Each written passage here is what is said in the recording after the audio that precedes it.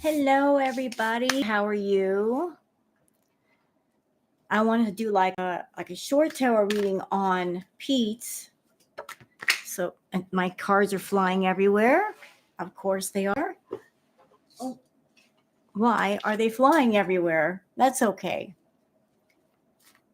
I know I just did a tarot reading on Foodie a few days ago. Hello, Juana, Kenny, Payday. You're bored. You're bored. Hi, Thunder Rain, Irene, Wooly. Number one cockroach, Sue Ellen. Hey, Shari. Hello, my darlings. How are you? So you're bored. Grateful Life. Welcome, Ami. I'm bored too, damn it. It's so quiet when Foodie's not around. I'm actually Are you guys enjoying the peace and quiet as much as I am? Is it nice? It's nice, isn't it? To just come on YouTube and Foodie is not here. It's nice. I think so, Grateful Life. It's nice to get a break from Shantal every now and again. I know. Well, I put up a video, Payday. I'm doing the best I can. You know what? And Chantal picked a really good time to give us a break right before Christmas. She's going to give us a break for about a week. Let it be before Christmas that we can all enjoy our holiday. Hey, Bobby Patrick. Every year she does this.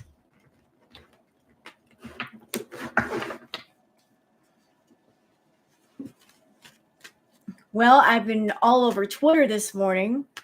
Found out that he who shall not be named has been very busy striking people like Snarky Priest.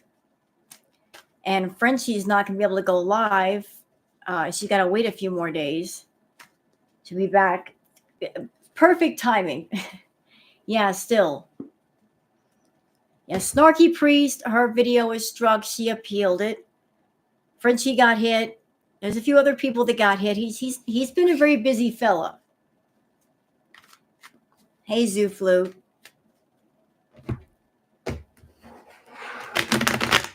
Yep, he is trash. There's not a big enough dumpster in the world for all that trash. So trash you just can't throw away. No matter what, there's not a big enough trash bag for it. Yep, and I heard that too. The doe-eyed cookie got hit. He just needs to leave people alone. He really does.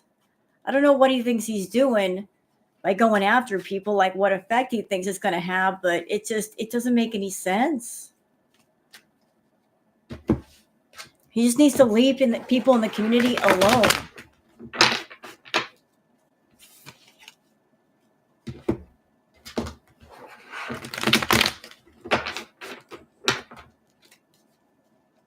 Now, he ain't making no money. You know, I've been saying for a long time that Foodie and who shall not be named, that they're working together. Now people are starting to go, you know, it's looking a little bit obvious over there. It's looking a little bit obvious over there.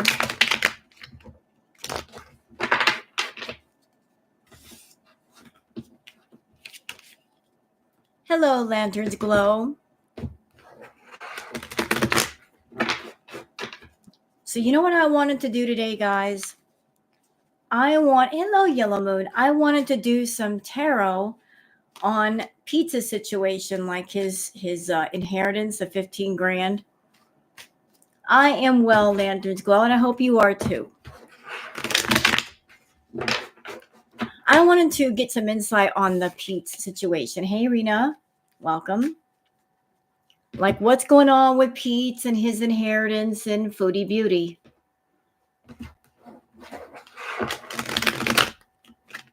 Olga, welcome.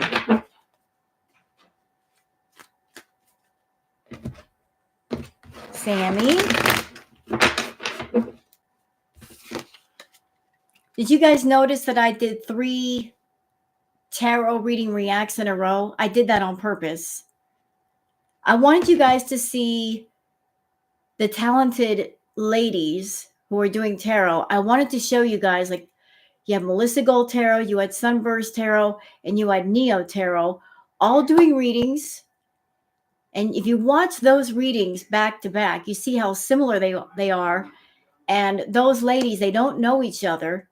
They don't talk to one another. And the readings are incredibly similar. So, like, why is it that different tarot readers were all picking up the same kind of stuff if we don't talk to each other on the regular? How is that even possible?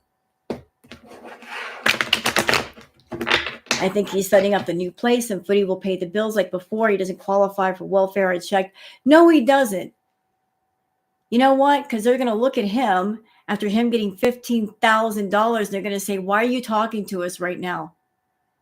You quit your job. You weren't fired. You quit. And you just got $15K. So why are we speaking right now? They're going to look at him like, you got plenty of money right now, sir. Why are we having this conversation?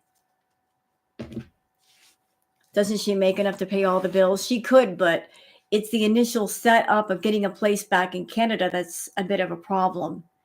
Because think about it. You move into a place, what do you need?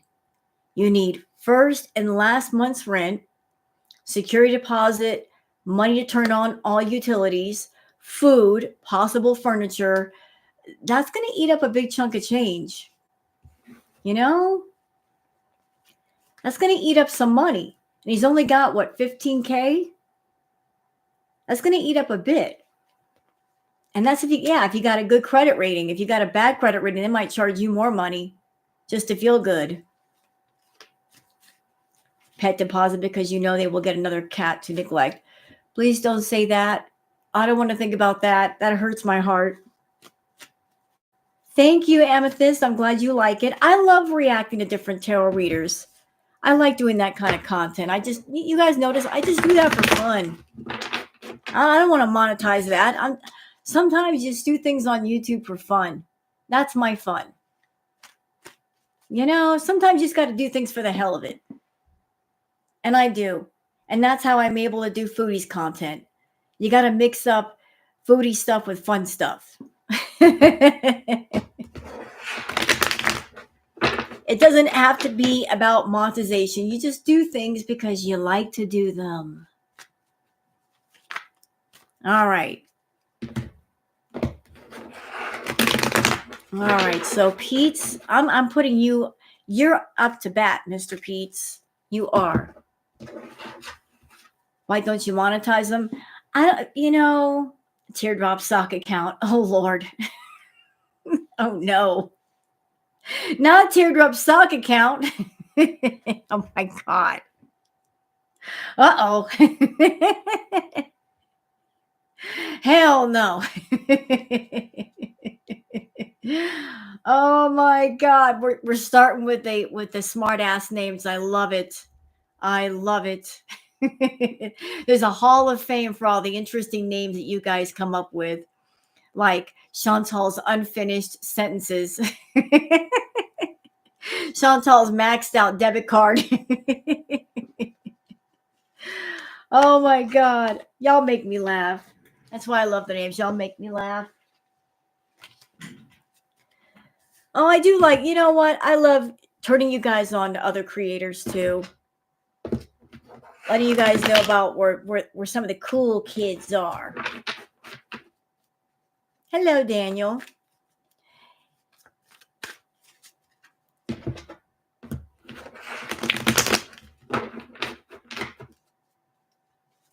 All right.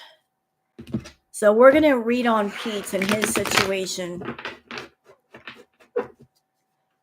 Our brain cells dies, and will protect your brain cells, Olga. You know, like put some earplugs in so you don't have to hear her say that.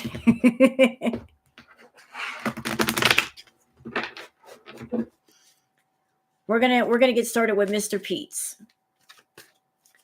Like, what is going on with Peetz and his energy?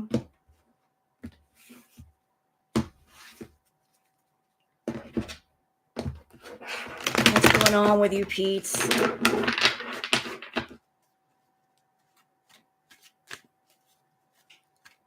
You know, I was watching Peetz's live stream earlier. I'm going to tell you guys what I was picking up through his energy. Just not just his energy, but like his body language too. His energy was not all the way calm. His energy felt like he knew that he was doing something or about to do something that was not the best idea. Like I'm looking for the right word. I know I'm about to F up, but I'm not going to stop myself from effing up.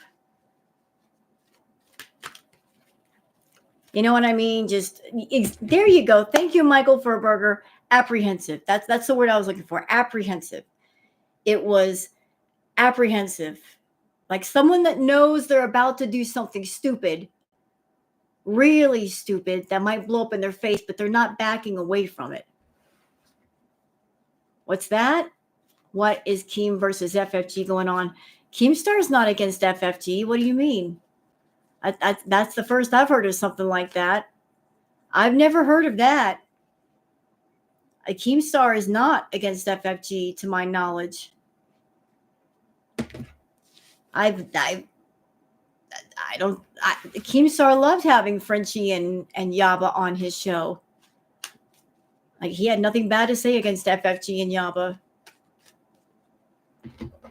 Yeah, Shantal was texting Peetz during his live. He's sitting there playing with his phone. You saw him playing with the phone. Hello, Haunted Oracle. He didn't defend her strike. You know, I can't keep track of all the lolcow live, lolcow queen stuff. I did hear, though, that Yava and Frenchie might be doing a panel sometime in the future, and I think that's a fabulous idea. Would love to see the two of them on panel together. That'll be an amazing panel with those two ladies.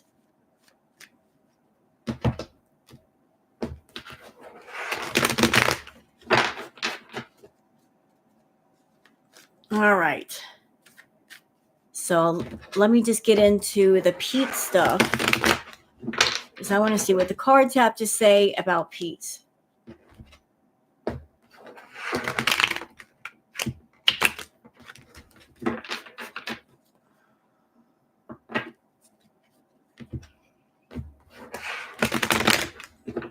Before we get into this reading, y'all know what happens if we get a troll in here. Oh, let the trolls come in. It's time to play. As I say in Hellraiser, it's time to play game. Ooh, I love when the trolls come in. I love playing Whack-A-Troll. You guys know it's my favorite game. I love to mess with the trolls. I love it. Let the trolls come in. I love to piss them off. It's my favorite hobby. Hey, Brick Gamer Girl. My favorite hobbies are reading books, long walks on the beach, spoken poetry, playing video games, and pissing off trolls.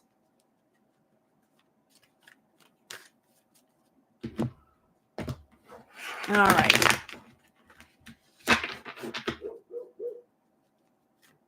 All right. Let's see. Let me focus here for a minute, y'all. I want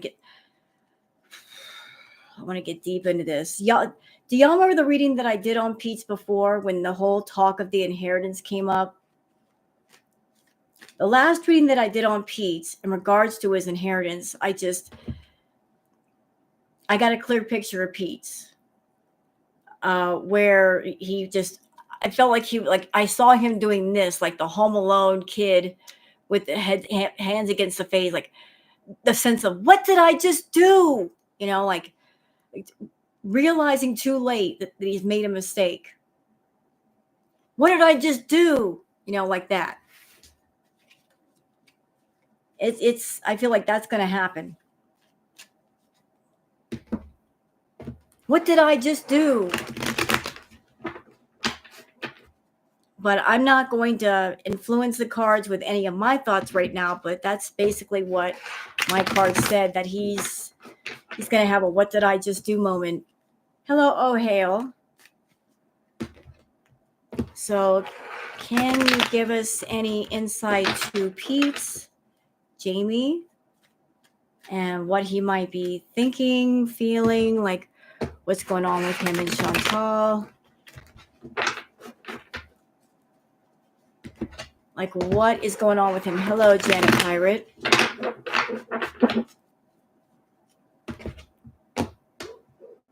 And for those that are part of my stream, if you're enjoying your time here, please like the stream. It helps other people to find my readings, for those who might enjoy them. And thank you very much for those that do like the stream. Really appreciate it. All right. We're almost there, y'all. I know I drive people nuts by shuffling so much, but believe me, it's essential when you do tarot cards. Okay, it clears all the energy on the cards from the last reading so that I get a correct reading. All right. Let me just kind of tap into the energy right now. He's just nervous. He feels very, very nervous. He's not feeling good about something. He's feeling very nervous. There's a sense of he's aware of the risk. That's what Spirit is telling me. He's aware of the risk. He's taking a risk, a big risk. He knows it.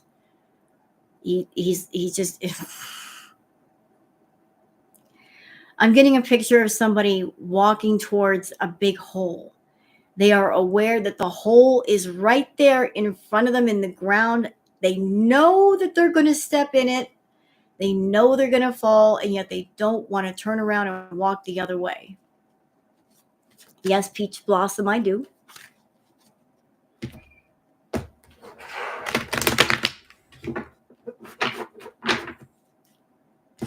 He will, Janet, he will. Hello, Debbie. So he's not feeling good about what he's about to do. He's not feeling good at all. He's just like, but he's not stopping. He's not turning around the road. All right, let's get started. All right.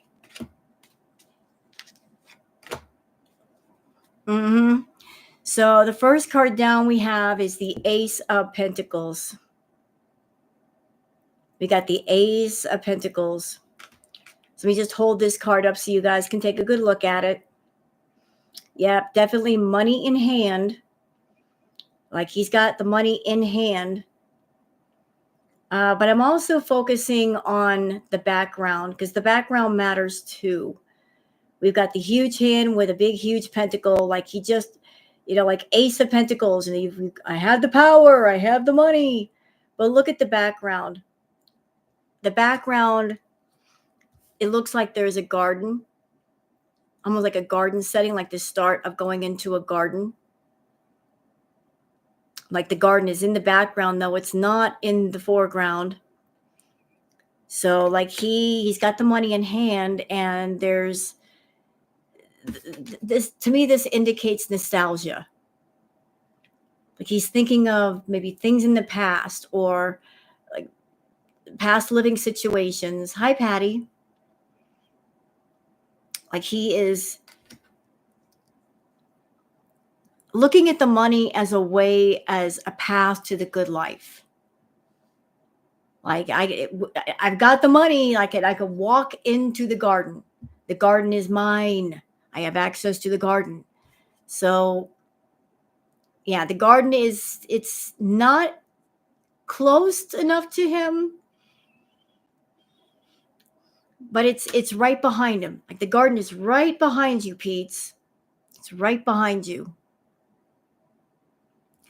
But it's something else that I'm noticing about this picture. Y'all look closer, like in the doorway of the gate. The looks like the garden. It looks to be mountains in the background.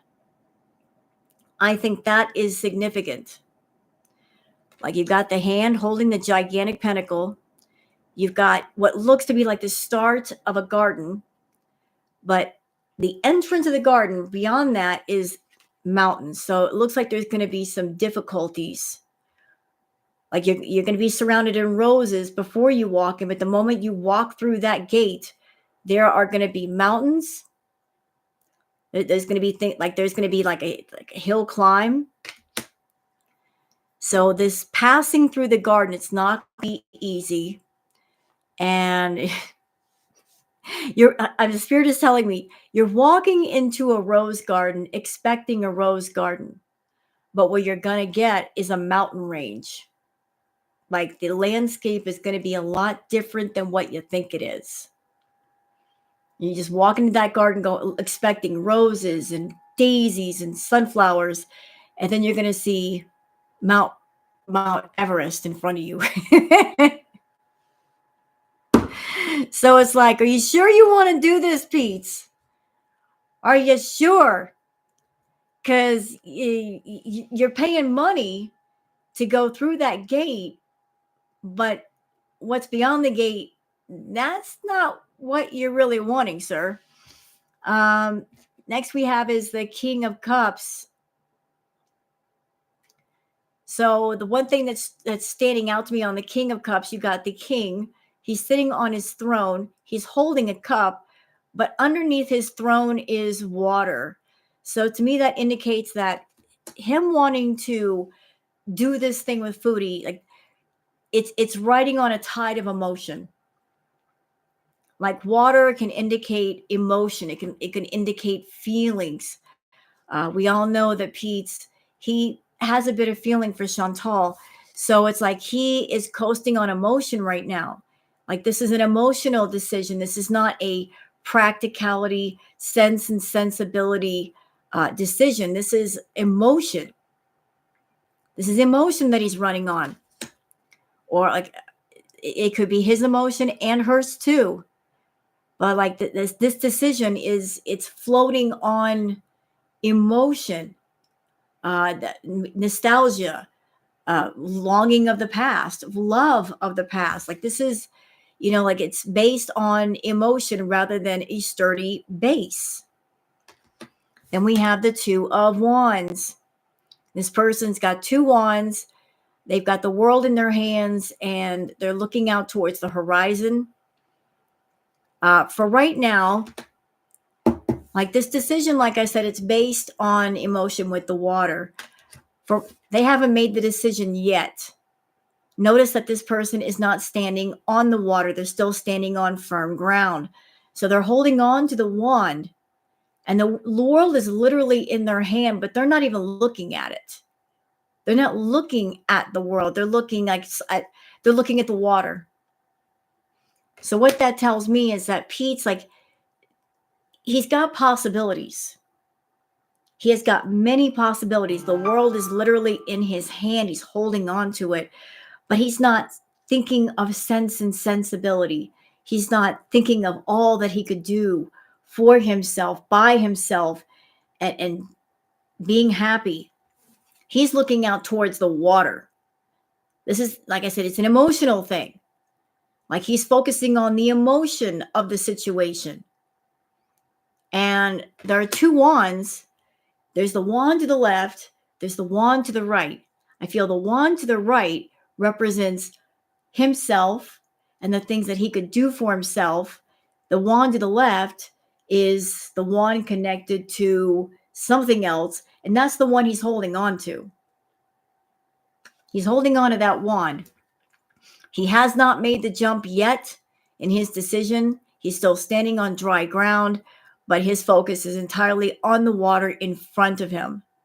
But the focus isn't entirely happy. This is not a joyous decision. This is not him being entirely happy about it. Spirit is telling me there's a sense of seriousness here.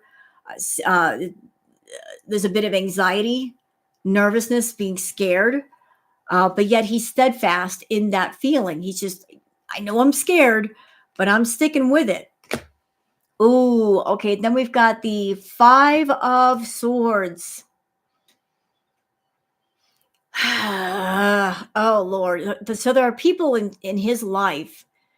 There are people in his life that he's talked to, and they've told him, like, what you're about to do is not the smartest thing ever, Peetz. You need to back away. And people have walked away from him. There are people walking away from him because they're just like, I'm done, like, not in a mean, hateful way, but they don't know what to do. They don't know what to do. So people around Peetz have said, this is not the smartest thing you've ever done. This is stupid. Why are you doing this? Like, there's been quarrels, there's been fights, there's been arguments, there's been disagreements over this.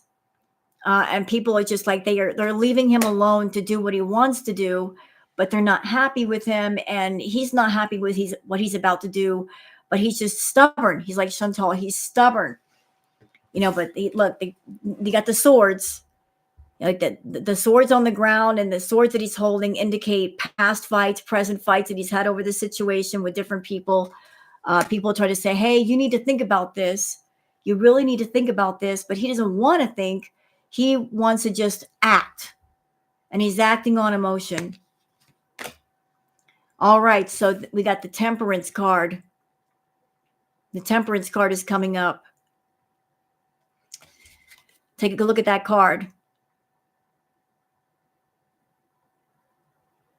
So the Temperance card has the angel with the 2 cups. There's water being poured from one cup to another, and sometimes to me that feels like money and resources being poured from one cup to another, but it's feeling different for Peetz. I feel like the water being poured from one cup to the other, like, let's start back here. You got the King of Cups being very emotional with the cup in his hand, the water underneath him. Then you've got the 2 of Wands. There is water in the background. Then we also have Temperance, High Tucker, that the water is beneath their feet. And they're pouring water from one cup to another. So to me, the water in the cups represents emotion. Like emotion being poured from one cup to the other. I feel like this is an emotional thing for Peetz. Like, if financially speaking, he really doesn't have that much to gain by spending all this money on Shantal. It's not doing this for, like, I'm going to get rich off Shantal. This is about emotion. This is about, like, pouring emotion from one cup to the other. Yeah, it's just, give me a second. I think there's some emotional manipulation going on here. I think there is.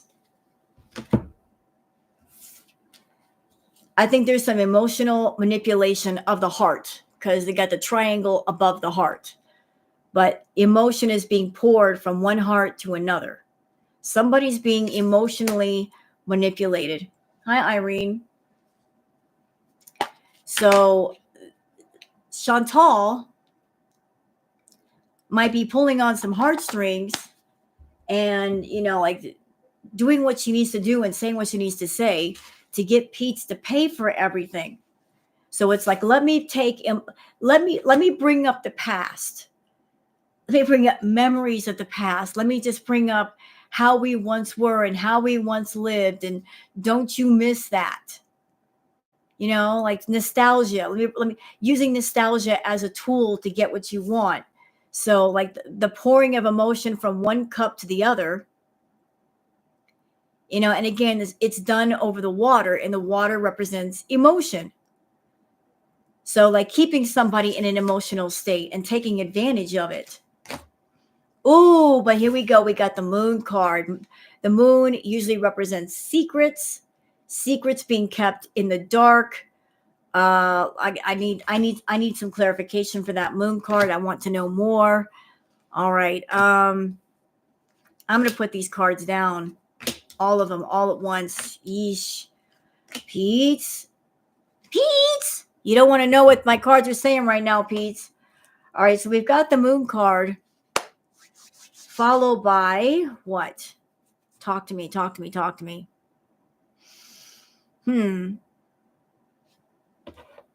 Yeah, there are definite secrets. There are definite secrets. Let me take a look.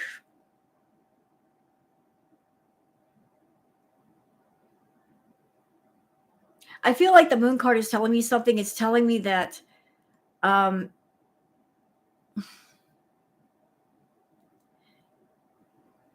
moon to me looks very vexed. It looks very stern, like you look at the brows.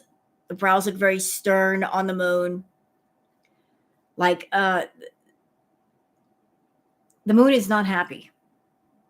The moon looks very cross.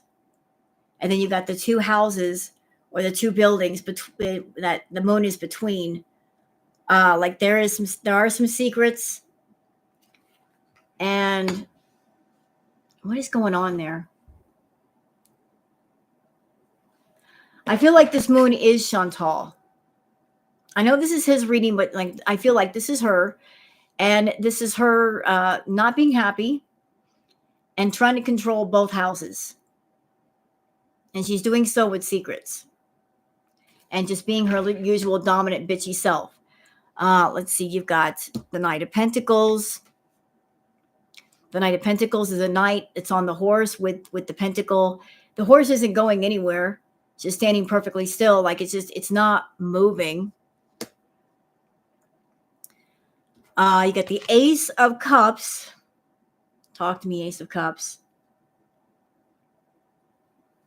So for right now, the Knight of Pentacles, like the money is in hand, but the knight isn't going anywhere. The knight is just sitting there with the pentacle in its hand, like just perfectly still. The Ace of Cups, the cup should be overflowing with liquid. Here we go with the water again. The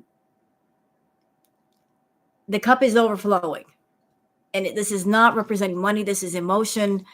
Like if you look at the bird is putting the wafer inside the cup.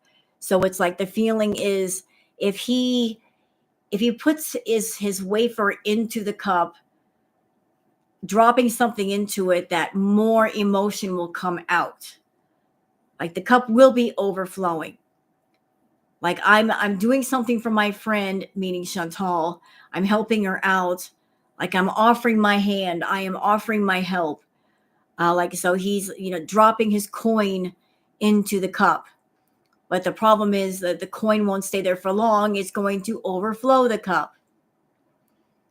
Then we have the Hangman. So this is what I'm talking about with him feeling stuck. He feels stuck. He's like, I don't know what to do. He feels stuck. See, the problem is, Peetz, like you're stuck, but not completely. You don't have both legs tied to the tree where you can't move. You can move. Only one ankle is tied. And if you guys notice, the head of the Hangman is illuminated. So it seems to me like the Hangman does have a sense of awareness about what's going on. Like the Hangman isn't completely without awareness. The Hanged Man knows what's going on. So does Peetz. He knows that this whole thing is a big risk, that Shantal will end up probably screwing him. He doesn't care. So he's not walking into this completely blind. Then we have the Five of Wands. Oh boy. Oh boy. It doesn't look like it's going to end well.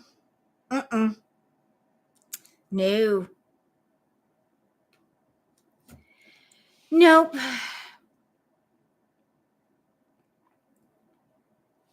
He's going to be fighting with her and people around him.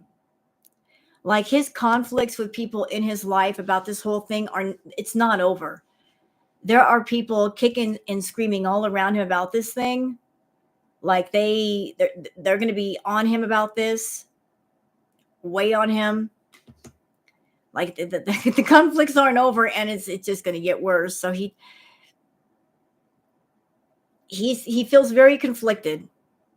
He feels very, very conflicted about he feels cornered. He feels trapped. He doesn't know what to do to fix this. He feels very bound to himself, like he can't move. But there are going to be fights. And once again, look, the water in the picture. There seems to be water all over the place. I feel like this is going to happen later on. Like the emotion that he's coasting on right now, because he starts out here in the beginning of the reading. He starts out here like full of emotion, floating on water. And notice where we are right now. How much water is actually there? It's almost all gone. So he's going into this with all kinds of high hopes and expectations, but he's going to learn really, really quick that it ain't going to go nowhere. There's going to be a lot of disappointment, a lot. Like he's going to feel like, what did I just do? When he figures it out, what did I just do? Last card down is the Page of Wands. He's going to have to refocus, regroup, rethink, and fix this thing. So, okay, let me just get rid of these cards and pull out another deck. Let's pull out another deck. That was the Rider-Waite deck. What do I need?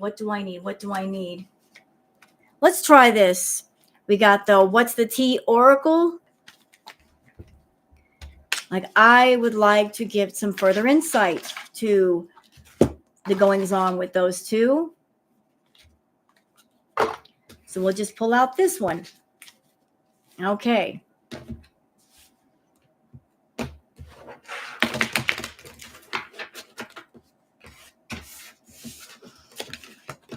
And I'm going to keep it real with y'all. A lot of people may feel sorry for Peetz. I don't.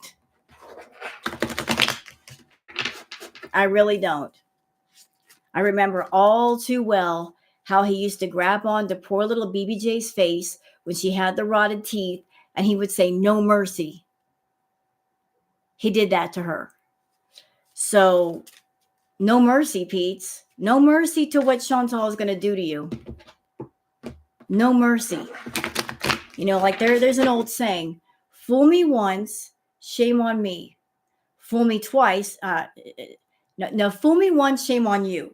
Fool me twice, shame on me. How many times has she fooled him? When exactly is he going to learn? He knows what she is. He knows what she does. And if he decides to walk into this, no sympathy. I don't want to hear the sound of his tears. I just don't. He knows. He's got his inner feeling is telling him, don't do it. Don't do it. And he's doing it anyway. So he's making a choice, not a mistake. Yeah, we're not going to forever forget Timbit. Poor little Timbit. So he's got to walk away from Shantal, or else he's going to keep feeling miserable. All right, so we need to find out what's going on with Peetz. What is going on with Peetz? Oops, sorry. All right. Talk to me, Peetz. How does Peetz feel? Man, these cards are my cards are flipping out all over the place, y'all. They're wanting to talk, man. They're ready to scream. They're like, oh, I got the tea. Hey, Brooke. All right. So how does Peetz feel about Shantal? How does Peetz feel about her? Like, how does he see her? What are his general thoughts? Can you please give us some insight? Timbit is the cat that Peetz had when he first moved in with Shantal to the Canadian villa. When he moved in, Shantal had her cats. BBJ and Sam, and Peetz had his cat Timbit. Timbit unfortunately suffered from feline leukemia, and because of that, she was kept in Peetz's room away from the other two cats, and unfortunately, she did not make it out alive. She died at the Canadian villa. So that was Timbit. Poor thing. It's a sad story about that kitty. So that was Timbit.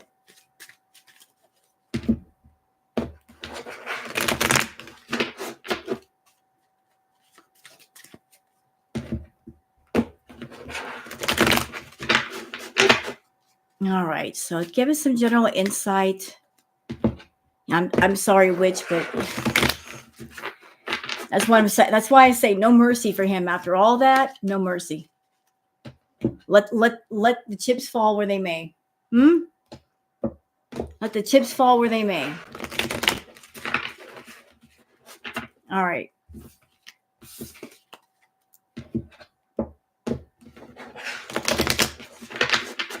All right, so we're gonna get started with Peetz and the oracle cards.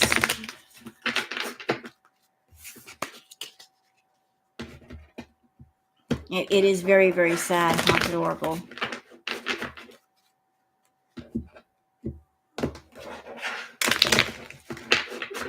All right, well, how does Peetz feel about Shantal? Ooh, well, he feels that she's skirt, quick getaway, the runner escaping. He feels like she is running away from things, like she is just like in a hurry to get out of her situation. She is like sprinting. She can't waddle out of there fast enough. Look. She's going to enter the Olympics. She's running so fast. Look at her. She running. Chantal's worn out Temu shoes in progress. So like she feels like she is running. Like she is just running. Quick getaway. The runner escaping. Oh, interesting. Y'all. That she's got some kinky ways, sexually open, looking to explore fantasies and fetishes. Like he's acknowledging her more adult side. Like she's got, I guess, different things that she does for her own pleasure. Oh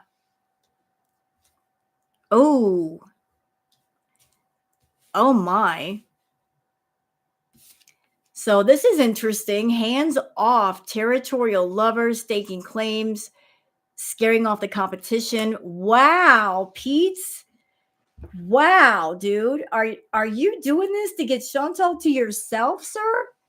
What the French toast is this? Wow.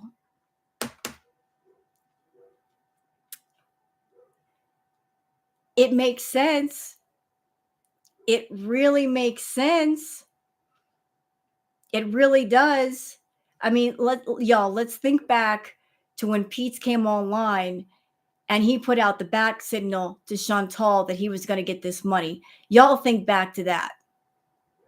He made it public that he was getting this money, and he put it on YouTube on purpose because he knows what a greedy bitch she is, and that would get her attention because Shantal worships at the altar of money. So for him to say, hey, Shantal, I got money. I got lots of money. Hey, how you doing? Remember me? Yeah. He was doing that to get her attention, and he got it because she started hanging out more in his live chat. And now here he is doing another live chat saying, I got the money. I got it. So he wants Shantal back. He wants her back. Like, it's not about being sexual with her. He just wants her with him because she is his favorite person. And he knows the only way to get her attention is through money. He wants her in the house with him, and he's like, things have lined up financially to where she needs help. Like, maybe I can finally get her back by kind of sort of taking advantage of a bad situation that she put herself in.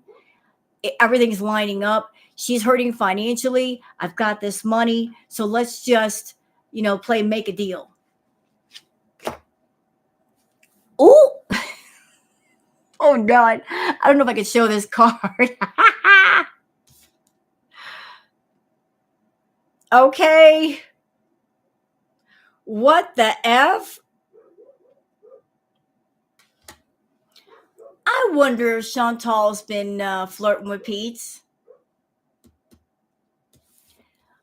Listen, Chantal, have you been flirting with Peetz? Have you been teasing that man? What are you doing? Have you been flirting with Peetz? I know he's thirsty over there. Have you been flirting with him? You've been flirting with that man. Girl, stop it. He also acknowledges, did he say something about a wife? Peetz? I don't think he's married. This is for how Peetz looks at Chantal. He's also acknowledging that she is in distress. Like, she is in a state of emergency. She's in a state of emergency. Like, he's acknowledging that she is in trouble. Like, call 911. Like, she's in a state of distress and assistance is needed. Let's see. That's there. He's also acknowledging with her that this is tea time gossiping, spreading rumors, drama. Like, he knows that this is going to get the dust kicked up around him, around her. Like, he is now part of the tea time. He is sitting down in a chair and grabbing his teacup and having a sip. Like, he's been in the background and now he's in the forefront again because of her, because of him putting out the money situation. Now people are putting 2 to 2 together. So, like, he's aware of the gossip. He is aware of people sitting down and going, oh, really? Pour me some tea. He's part of this now. He's back in the Foodieverse. He is now orbiting around her where he wants to be. He looks at that she is at her limitations, breaking point, overwhelmed. He's seeing her that she is on her last straw, that she's at the breaking point now. She's there. She is so there. He also acknowledges that she has effed up. She has effed up. She effed around and found out. Yes, she did. That tower's coming down, Foodie. Do you feel it? I feel it. Let's see what else we got here. He's also acknowledging that she's tiptoeing, acting shady, sneaking around, avoiding getting caught. That she's being shysty, very shysty. And like his inner voice is talking to him. He's the vibe, sensing something, unexplained feeling, listening to intuition. His intuition is trying to warn him against what he's about to do. Like, his gut is, he's getting that gut feeling that won't leave him alone. Like, he's getting that gut feeling, that intuition feeling that just, it sits in the pit of your stomach and just gnaws at you and makes you feel uneasy and anxious, and you can't sleep and you can't think and you can't smoke enough cigarettes to make it stop. You're just like, it's just a feeling that just won't go away. And let's see. Like, he's looking forward to like a cuddle session, intimate moments, escaping the world together. He's looking to be back with her, not in a romantic relationship, just being intimate in the way that he can be intimate with Chantal, not in a sexual relationship. I'm not feeling that energy, but just being near her makes him happy. Like, just having her around and seeing her face makes him happy. That's enough for him. That is enough for him. Yeah, and he's looking forward to the high vibing, good vibes, living the fullest, enjoying the present. Like he's got his hopes up high. Yeah, he has right now. He knows that she's got low self-worth, negative body image, feeling judged. Like he's acknowledging about that her too. He's also acknowledging she's got a problem with food, doing too much, excessive overindulgence. That is an issue. Then it's going to be more of an issue now. But there's going to be some receipts, y'all. Evidence, guilty as charged, exposed. Like there's something's about to be exposed, big time. So I have pulled some cards for how Peetz sees Shantal. So how about we pull some? How does Shantal see Peetz? How does she see him? How does she see him? Like what is her point of view about Peetz? Same deck. I'm putting the cards that I just used to the side so we can't see those anymore.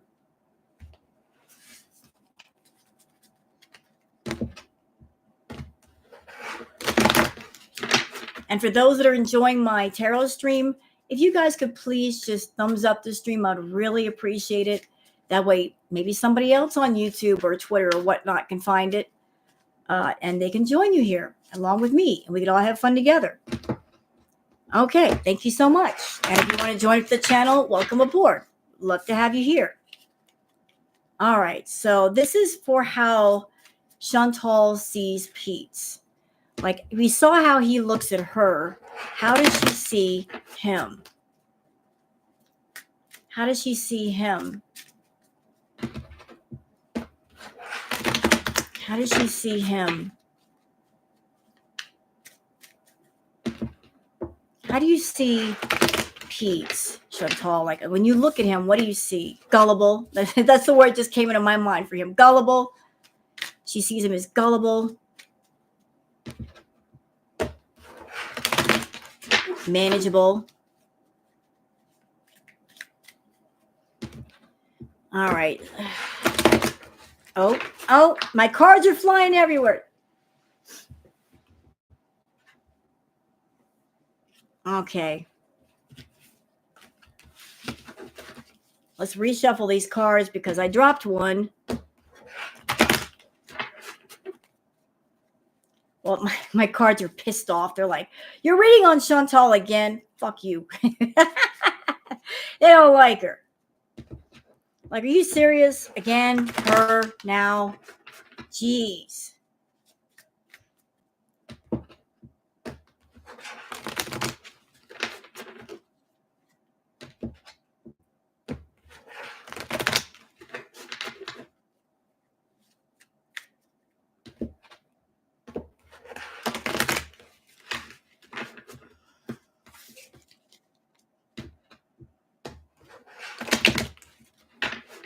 All right. So this is for how Shantal sees Peetz.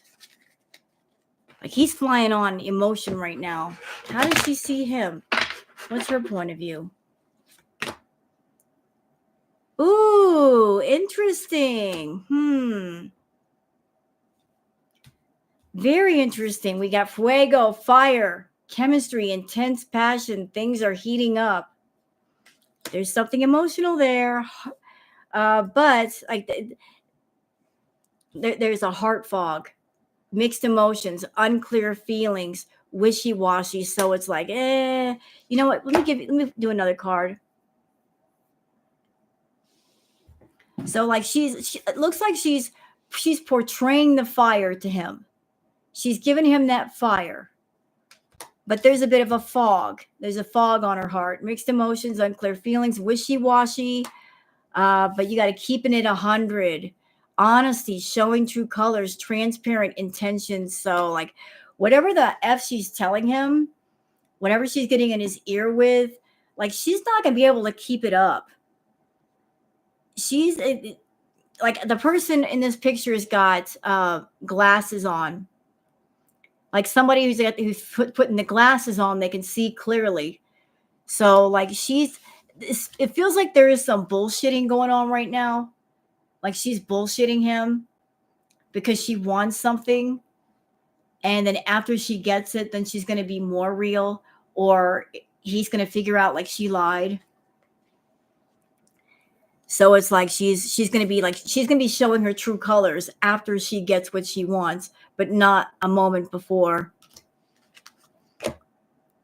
Like this her coming back to Canada, it's all about like, it's all about me, me, me, me, me, me, me, me, me, me, me, me. You know, it's all about the glow up, major transformation, drastic changes, self improvement. So it's all about her. Me, me, me, me, me. Oh, did I forget me? So she's focusing on herself. Me, me, me, me, me, me. Um, so she's focused on what she can get out of it and how it benefits her with the glow up. Roller coaster full of highs and lows, off and off again, hot and cold. So her interactions with Peetz are going to be hot and cold. Like she turns on the heat and then she goes cold on Peetz. She turns on the heat, then she goes cold. Like he can't figure her out. 1 minute she's like playing nice with him and saying what he wants to hear. The next minute she ices him out. So it's been a roller coaster. It's been a roller coaster with these two, up, down, up, down, up, down, on and off again, hot and cold. Like she's keeping him, like she keeps him confused. You know, he's on very unstable ground with her. She, in the meantime, like while she's playing Peetz like a fiddle, she is yearning, missing someone, reminiscing. Like, Peetz, listen, she's already got somebody in her heart, dude. And you know who it is. That person who shall not be named. The one that you were fighting with back in Canada. You know that dude. You know, like it's Mr. My Way. We'll call him Mr. My Way. That's the one she's missing. That's the one she wants to be with. That's why she wants to come back to Canada. You're just a means to an end, bro. You are just the guy that will provide the house that she will live in, and then she can go see the one she really wants to be with. So like she's got somebody in her house, in her heart already, reminiscing. Yeah, like we're gonna call him Mr. My Way. That's his name, Mr. My Way. Yeah, that dude. With the person like putting the rose next to their face, like just stop and smell the roses. She's looking for somebody. And once she gets back to Canada, this is what's going to happen.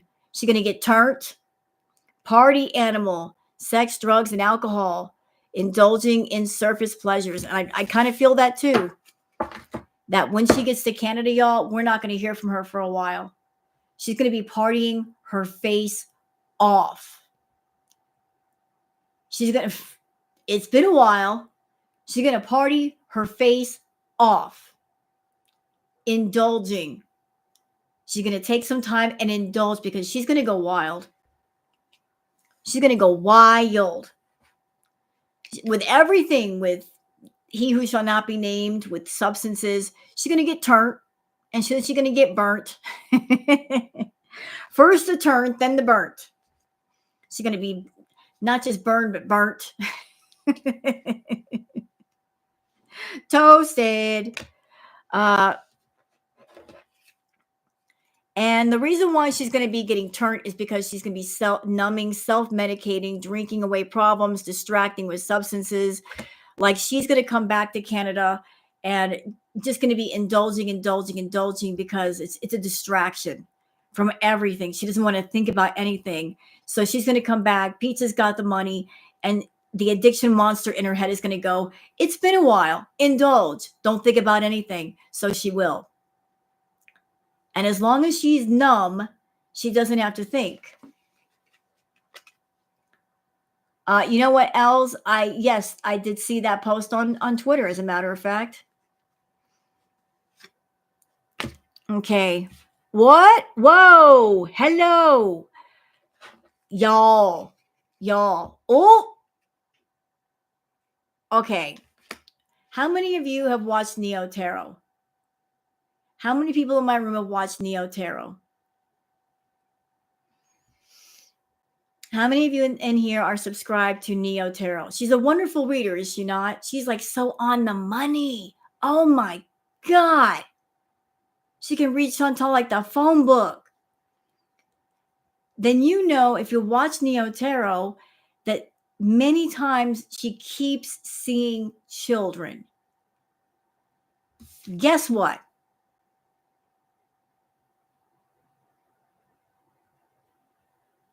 This might be the reason why Chantal starts getting herself numb.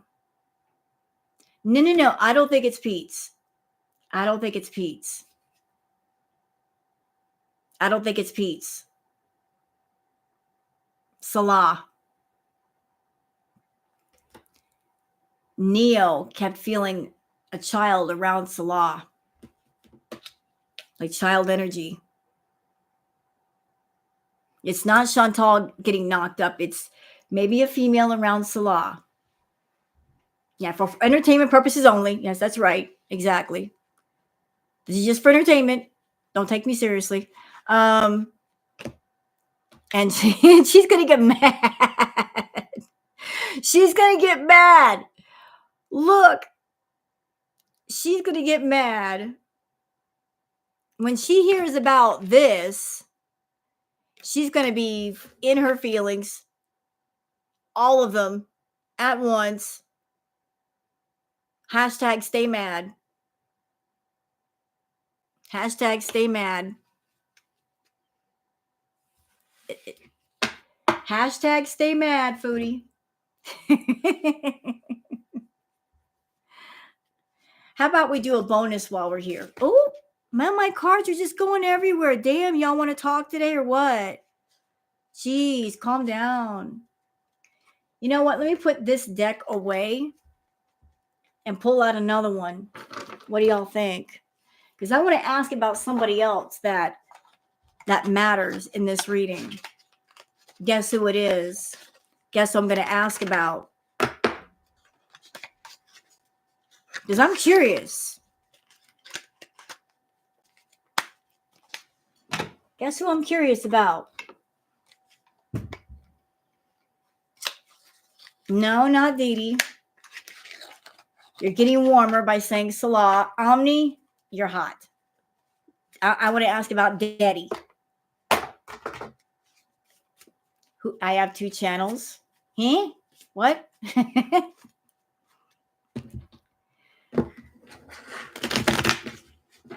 I have 2 channels. Where I want to look in on Dad. I want to look in on Dad.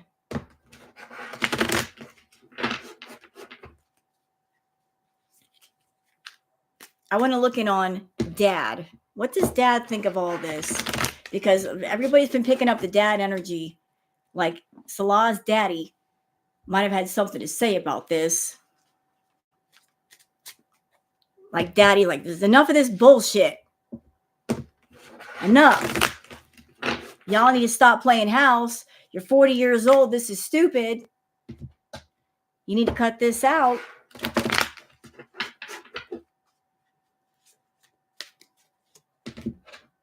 Because that's all the Foodie has been doing is playing house. And that's a game you play when you're kids for free. You don't pay for the adult version. Hey, Mia.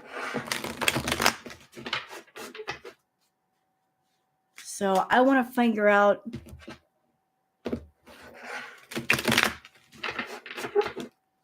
show me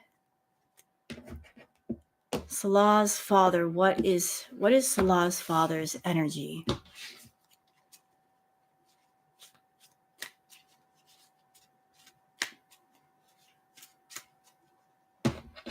The energy that I'm picking up right now is whatever happened has just happened.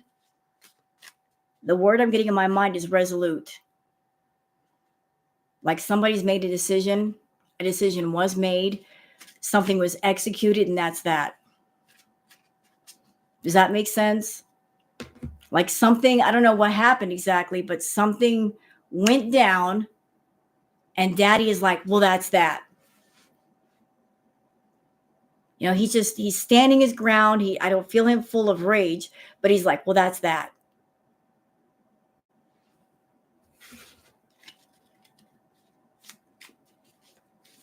He's like, it's handled. It's done. It's over.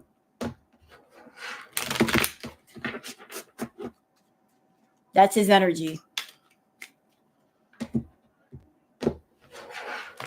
Exactly. It's done, son. Get her done. Hey, Mia.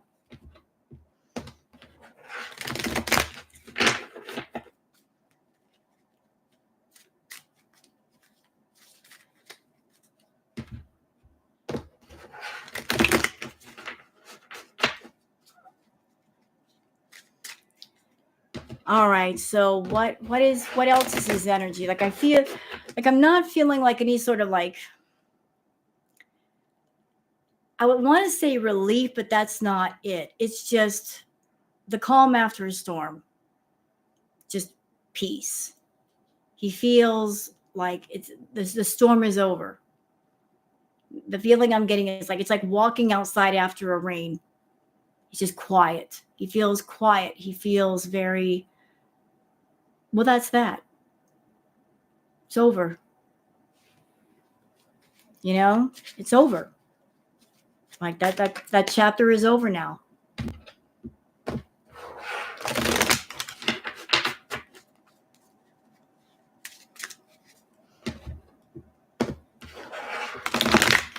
So, how do you feel, Daddy? How do you see Chantal? What do you think about her? What do you think about her?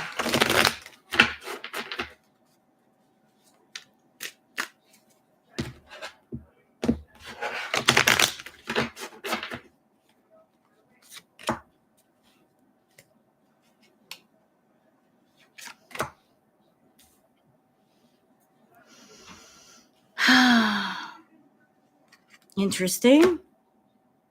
You know what? I'm going to reshuffle. I don't think I reshuffled enough.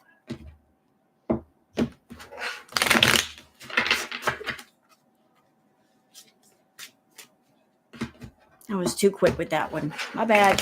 Sorry. Show me, how does Salah's father see Chantal? What are your points of view about Chantal, Dad? How you look at her?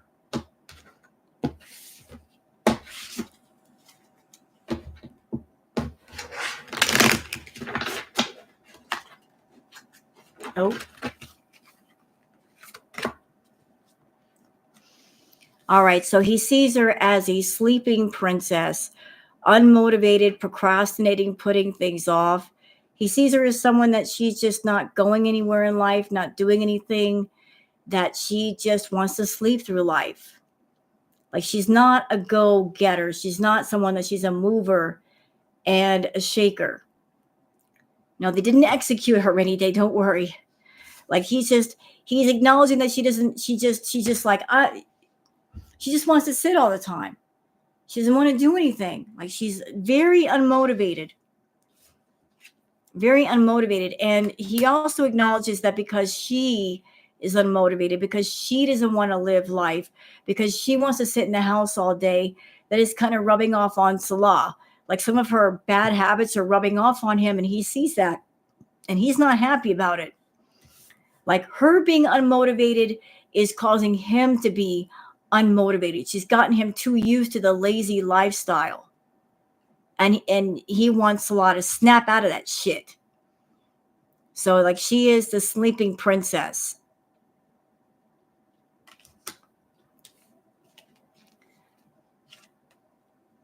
Let's see. No, this is a different deck and I just shuffled it. What? This is a different deck. I picked a different deck. The other deck that I just used is right beside me. But we got the same card again. We got the same card. This is how Dad sees Chantal.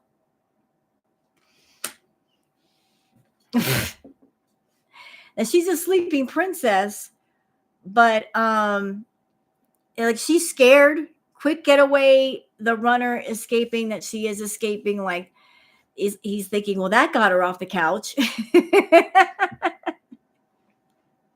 She was happy to seal around the house until whatever happened happened. Now she's getting up and running. Seriously, like he's looking, well, that got her off the couch. That got her up and moving. Damn. So she is scared. Quick getaway, the runner escaping. He also acknowledges that she is a miser, penny pinching, financial struggle, saving up, budgeting, that she doesn't have much money. Like whatever financial troubles that she's going through or she was going through, the family knows about it. It's very apparent to Salah's family that there are some financial struggles happening, and that she struggles. And she can't hide that from the family. They're very much aware of it. They also acknowledge that she is a bit of a night owl, that she's up all night, late night meetings, spending the night, like she's a night person. Like her schedule's all screwed up. He also acknowledges that she is very, very petty, immature, small-minded, insignificant drama. So like Daddy sees through Chantal's bullshit. Daddy sees right through her. And so does the rest of the family. She's fooling no one. They don't like her. Chantal knows they don't like her and that they can see through her, and she's made a point to stay away from them. So even Daddy sees how petty she is. Hi, Kathy. And he is fucking fed up with it. He's fed up with Chantal. He is fed up with her. He can't take it anymore. He's not going to keep his mouth anymore.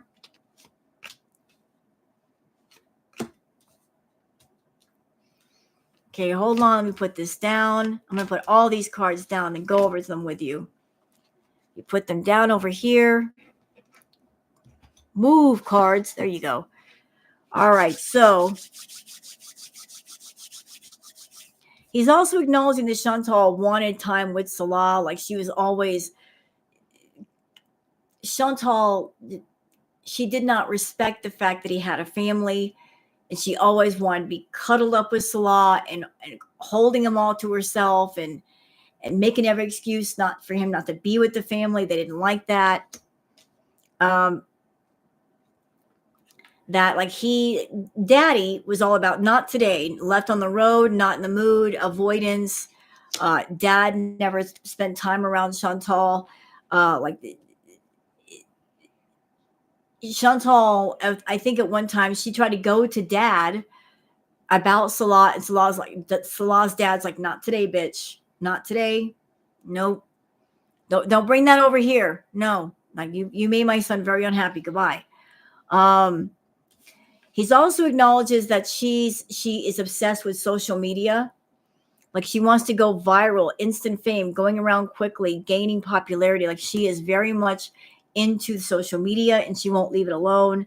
Like last straw, limitations, breaking point, overwhelmed. This has to do with her health. This has to do with social media. Like she is just like, she's trying to generate so many things and she doesn't have any energy. He acknowledges that she wants to slay. She wants to be confident. She wants to be on point, but she just doesn't know how. And also like the high vibes, good vibes, loving the fullest, that maybe perhaps he knows about her doing stuff in Kuwait that she's not supposed to be doing. And I'll just leave it at that.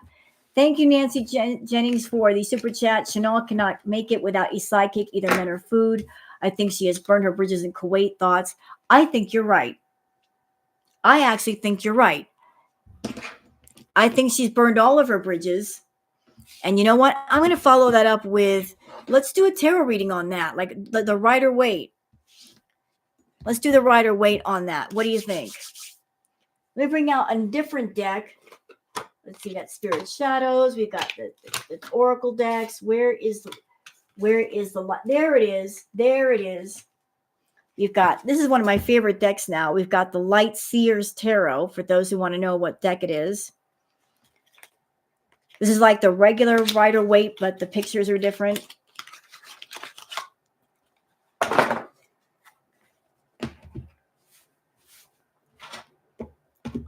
So I'm going to do another reading.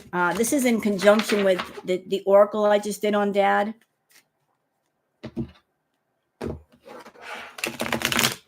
And what is Dad's take on all this shit?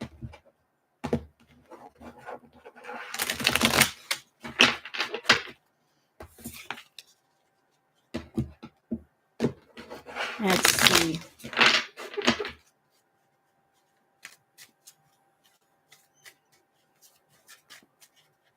I think Salah and his father are not close, but Daddy got tired of bullshit and kicked in the door. I think I heard a while back that somebody somewhere sent clips of the low-cal live panel to Salah's family. That might have been what made him kick in the door.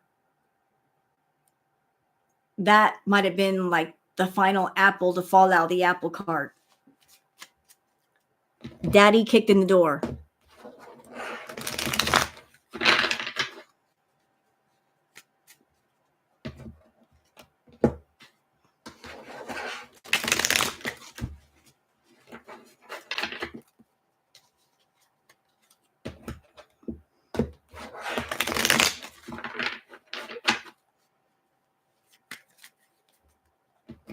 I heard that too, Dot. So let's go on with Chantal's, not Chantal, excuse me, Salah's dad.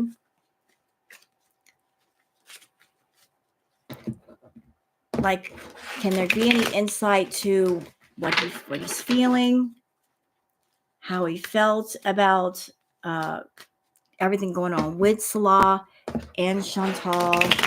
Like, what is his? Oh, he's mad. He was real mad when it happened. When he found out, he was mad. He was pissed off, actually. Very pissed off. He was mad because there was a he felt angry and humiliated before, but it died down. You see, like everything happened, everything was said before, and it finally started to die down, and then Chantal brought it back up again. So Dad was pissed about that. So Dad's feeling is that as long as she's around, this will never go away. Like, he wants it to go away. He wants for all of the talk about what Salah likes to go away. And as long as Chantal is around running her mouth, it'll never go away. You know, it's an embarrassment to Daddy and the family. They want it to go away, and to do that, they got to make her go away.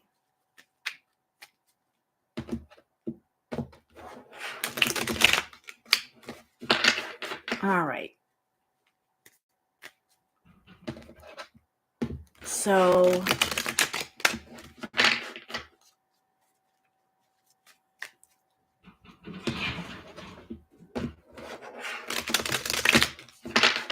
all right. So what are you feeling, Dad?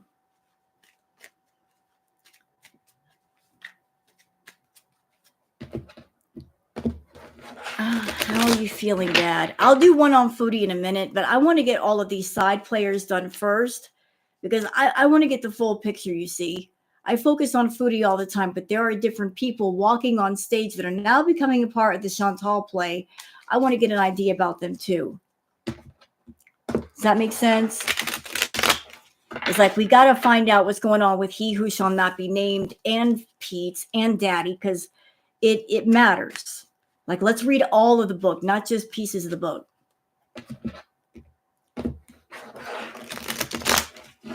All right.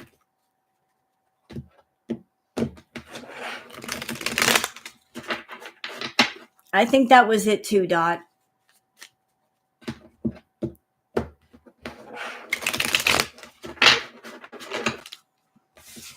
All right, show us Salah's daddy, his father. What is his feeling?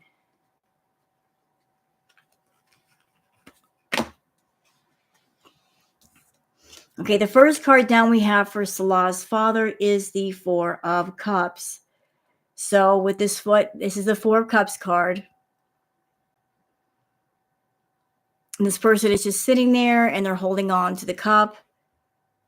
And they're just thinking, what are you trying to tell me?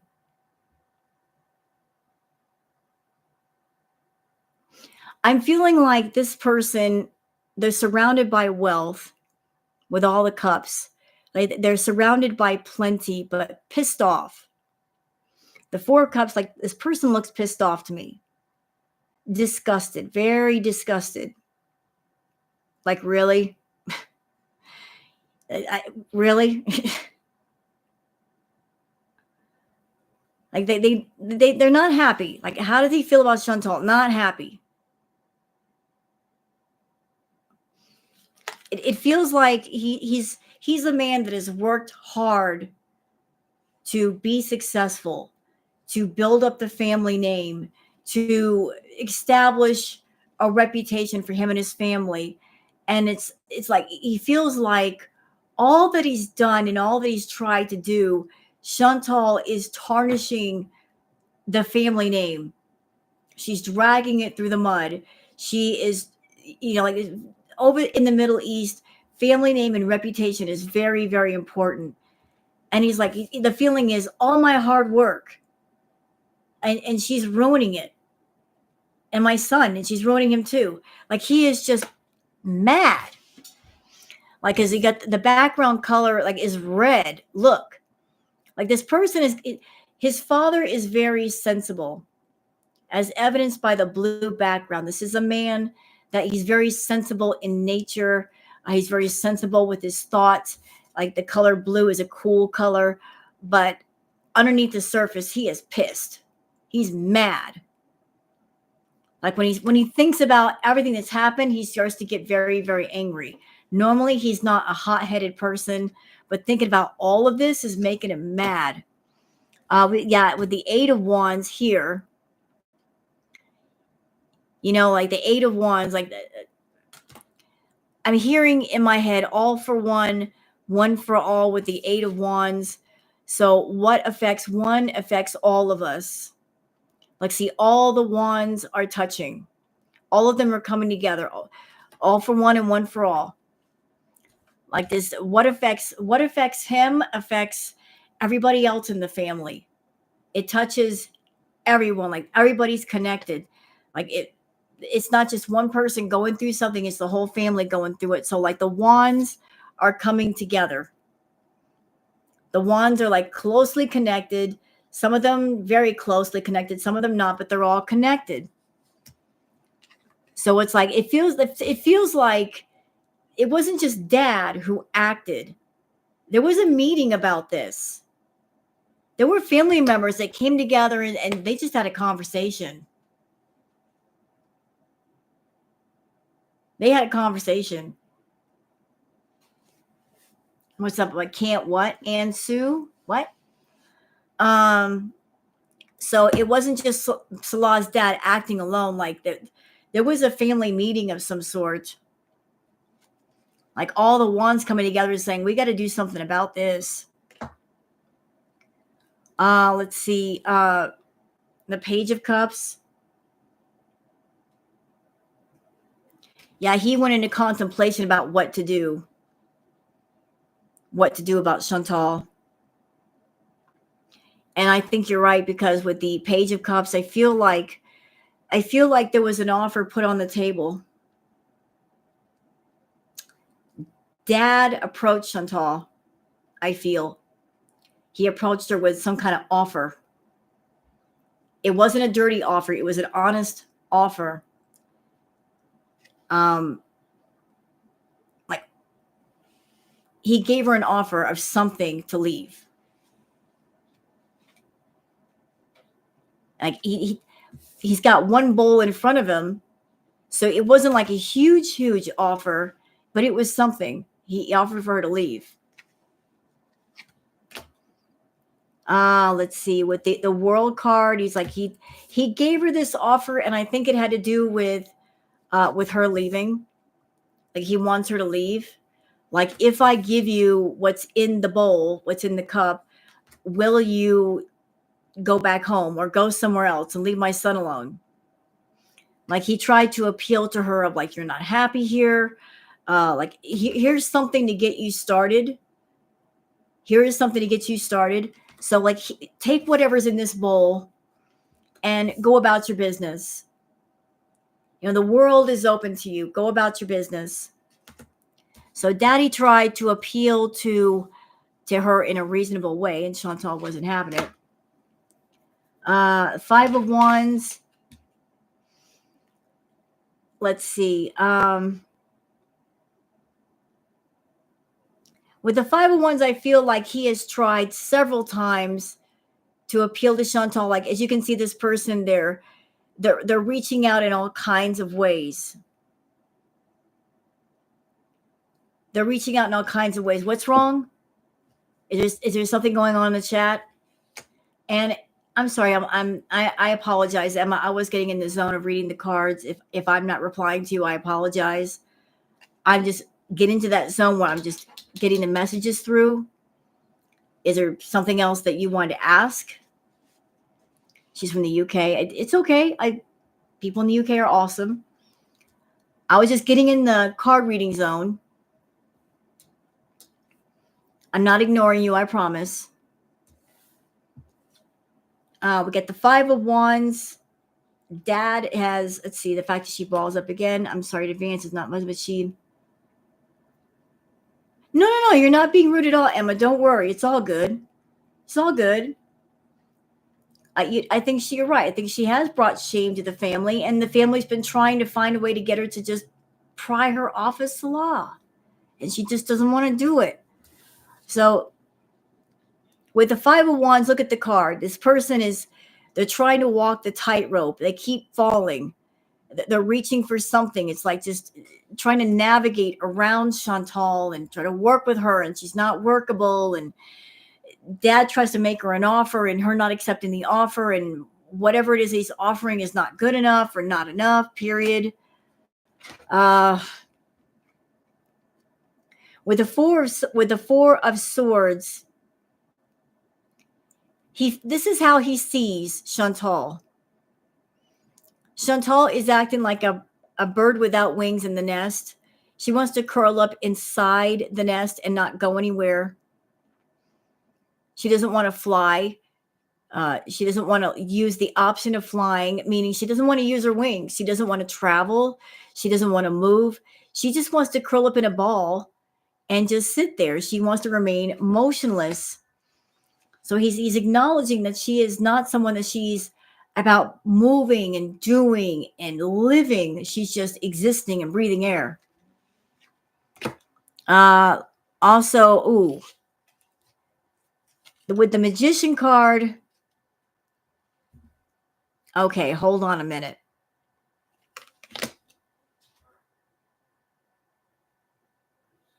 I'm not happy about this card. I'm not happy about it. I'll tell you why. Because myself, Neo, and other tarot readers, we've all picked up on the same thing. Chantal, you're fucking around with the spiritual world, and you need to stop. Whatever you're doing, whatever you're having somebody else do on your behalf, you need to stop. You need to cut it out. Whatever rituals, whatever spells, you need to stop. Quit it. If you're looking towards rituals and spells to get things done for you, stop. Neo's here? Oh, Neo's here. Hey, girl. Hey, girl. Hey. We're just talking about you in a good way. Hey, girl. Hey. That's my girl. Oh, my God. I was so much in the zone. I didn't see you come in. I'm so sorry. I apologize. Neo is here. You must have. You did feel it. There she is. There's my girl, Neo. Neo, I don't know if you noticed, but there's been another channel that has been shouting you out. Her name is French Fry Girl. Like she has been bringing you up on stream, and a lot of the French Fry Girl gang knows about your channel now. And Frenchie was actually talking about going over your last foodie reading on her stream.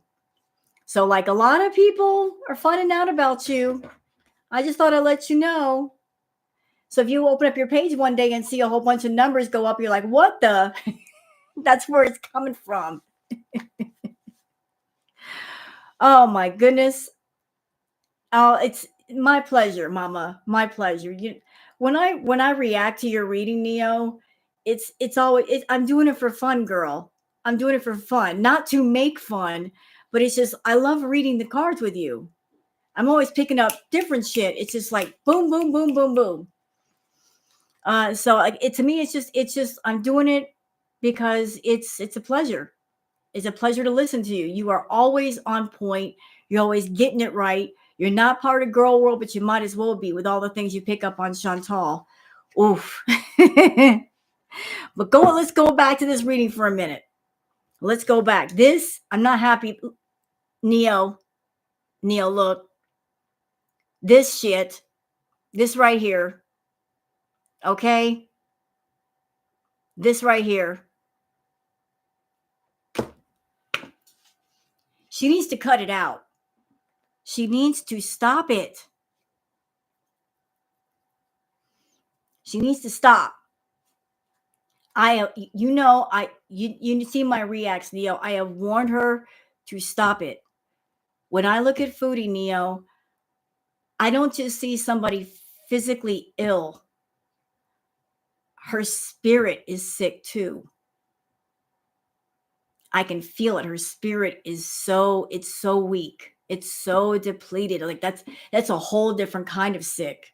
I can feel it coming off of her. Oh, this deck is this should show you, this is the Light Seers Tarot. It is very pretty. But like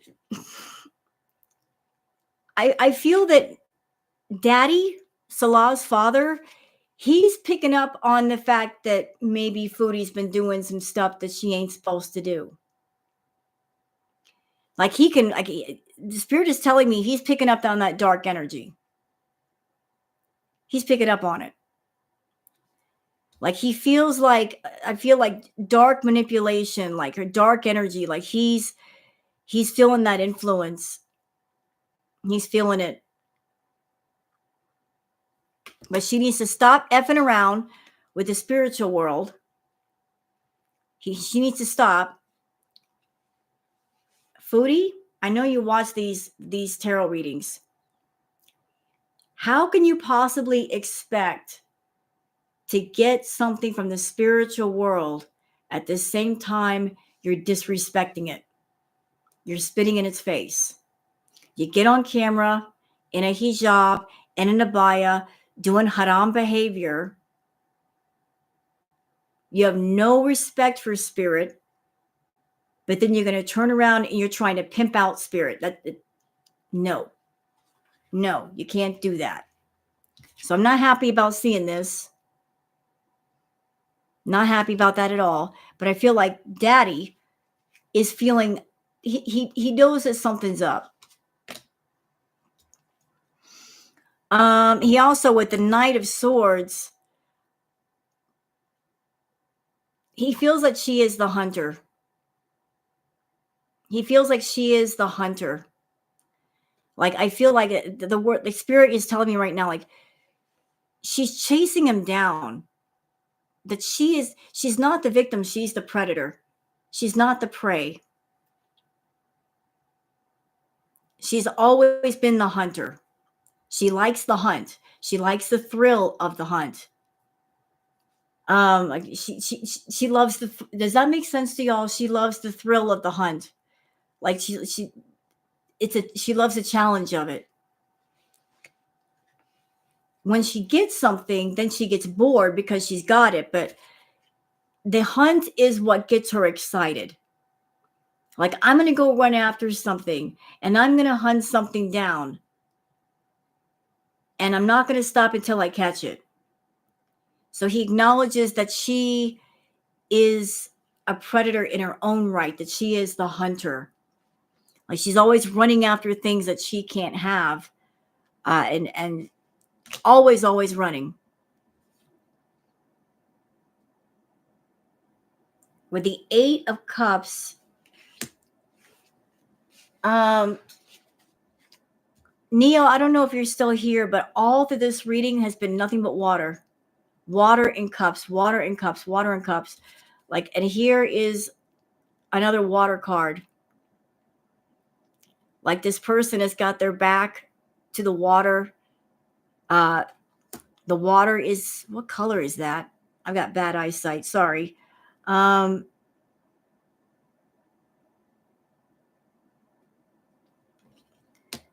This person is standing next to a big body of water. Very emotional, very emotional. And the bowl with the fire in it it's very, very small. Like, she doesn't have much of a inner flame. Like, her inner fire is very, very tiny, and it should be a lot bigger. Like, she's always looking towards the horizon versus, okay, thank you, Spirit.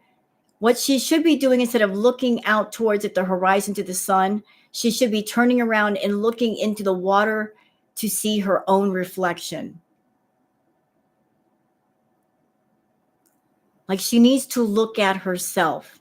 She's not looking at herself. She could turn around and look into the water's surface and see her own reflection.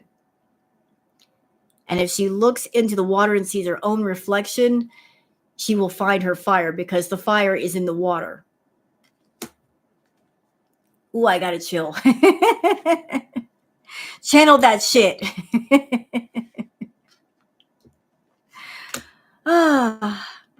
We got the 3 of Pentacles. Oh.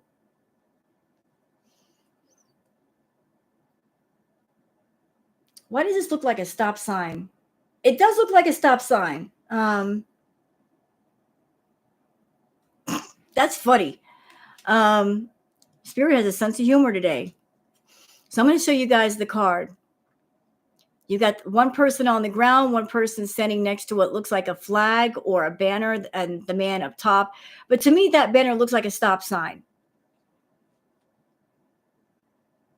And the woman is standing there like halfway like this. And to me, it just feels like you talk to me, Spirit. What does that mean? I feel that's significant. It looks like a stop sign. That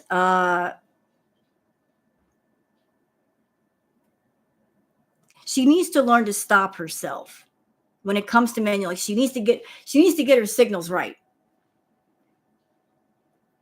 Like, she needs to learn to, like, pick up on social cues and signals, and what means stop, what means go, what means slow down. She don't have any signals. Like, when it comes to men, she doesn't really like have a stop sign. Like, she's not facing towards the signal and like, oh, that's what that means. She's like this, not paying attention. You know, like, she's not really paying attention. Hey, it's Kiki. Hi, Rose. You and Neo have had a lot of water cards regarding Foodie. Maybe her downfall will be water sign. I don't know. Like, I feel like there's a lot of water because she's feeling very emotional right now. Very emotional. Like, a lot of things have been happening around Shantal. She's in a very emotional state. And I know, you guys, when I'm on my channel, like, I've mentioned tower moments. Everybody's tower moments don't have to be bad. Tower moments can actually be very good. They can be good for you. They may not feel good, but they're good for you. I feel Chantal's tower, Her tower is composed of ego. Ego. She built a tower of ego, and she locked herself inside the tower of ego. And because of it's a tower of ego, she was high above everybody else because she wanted the feeling of being above everybody else. And by putting herself in that tower, locking herself in, there was no room for growth.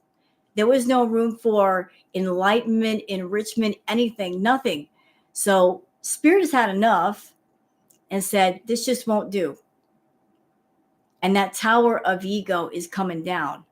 And because she's not used to being out of her tower, she's feeling very exposed, emotional, vulnerable.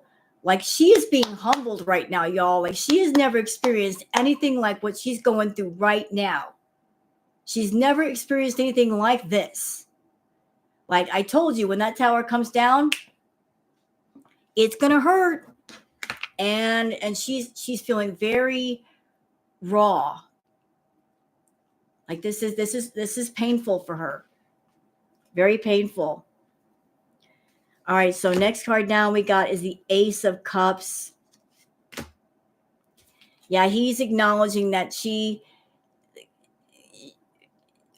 too emotional, and she mixes the emotional with the financial. Like the financial and the emotional are tied together. Like she tries to instead of having just the bowl with just one thing in it, she tries to put multiple things in the bowl. Notice the heart is inside the bowl. It looks like a heart to me. Like the money and the emotional are tied together. Like she tries to put them together and like hold them together. You can't do that. The Queen of Swords. She is someone that he acknowledges that she's a Queen of Swords. She's holding the sword in her hand, but notice it's not up in the air ready to fight. That she, like Shantal, and I've drawn this Queen of Swords before in a private reading. She is in a state of retreat, y'all. She's not in fight mode right now. She's in a state of, he's retreated from the battlefield. And she's sitting on the edge of the battlefield thinking. She's the thinker. Like she's retreating. She's not in a place where she can attack. She's retreating to lick her wounds, to think about her next move. Like look, this person's thinking. They're thinking. Like they're just sitting there thinking. Like, should I attack? If I attack, how am I going to do it? She's considering her next move. She is considering. Okay, now we're going to get on to the lady of the hour, Shantal. Let's see. Do I have another deck? I want to do a fresh deck on her. Let me just bring back my old faithful here. Do I do personal readings? Right now, no. You know what, guys? I'm trying to work out my internet issue. I'm on Wi-Fi right now, and it keeps getting spotty. Trying to fix that. I got a brand new router, like a Wi-Fi router, but I got to find out a way to plug it into this house somehow. That's another reason why I won't do a live react, because the internet gets spotty. But I'm working on it. Then I can do a lot more stuff for y'all. But let's go to Shantal. Like, what's going on with her? What's her energy? Yeah, Neo is the bomb. I love reacting to her. Is Neo still here? I don't know if you're still here, Neo, or if you had to go real quick, Mama. She was. Oh, she is still here. Fantastic. this is just a request, Neo. I don't know if you're feeling up to it, if you want to do it. I would love it if you could do a reading on Foodie and Natter. Because like I think he's a major player. He's been a major player the whole time. Trying to be in the background, but yet not. And my cards are flying all around.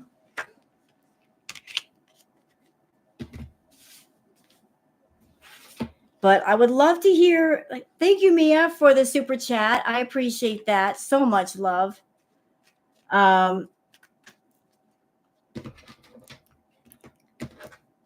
Another one that you might be able to do, Neo. Like this might be a bit harder because there might be more than one person. I know you like to go in blind with your readings, but you've been picking up on your readings anyway. Shantal has a big food fetish. Like she is a food addict, and she caters to people that are into that. Like as far as the fetish people, like if you want to give insight on that, I think that some of the people that were giving her money have disappeared. Hence the reason why she's hurting financially. But like she's got some, interests, very unique interests that have played into her world. But I would definitely like to hear one on her and Natter, because he's been kind of sort of hiding in the background and she's got her eyes on him.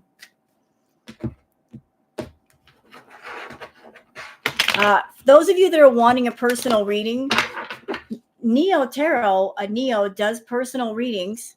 You can go to her YouTube page, and if you click on the link for her YouTube page, that'll take you to her merch store. And through her merch store, you can pay for a reading from Neo. And I do recommend her. So if anybody wants a personal reading, you can go through Neo. So please check out her YouTube page.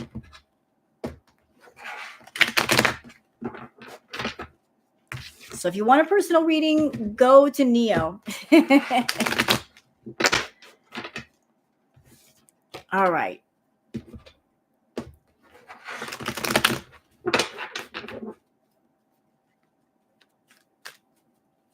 Okay, so Shantal.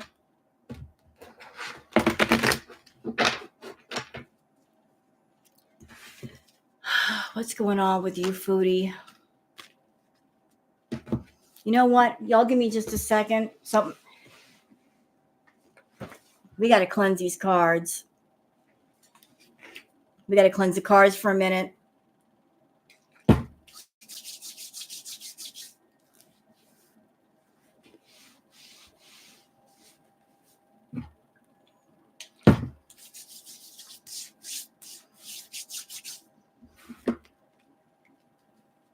Oh, I love Florida water. It's awesome stuff.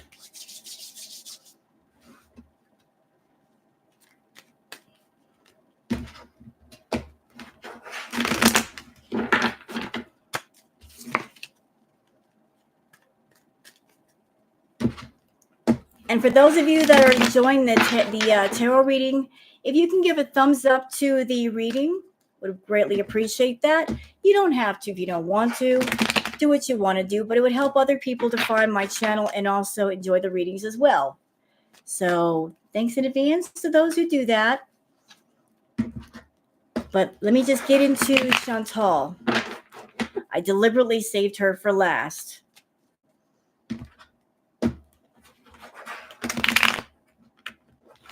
Hey, Dr. Phil, how are you?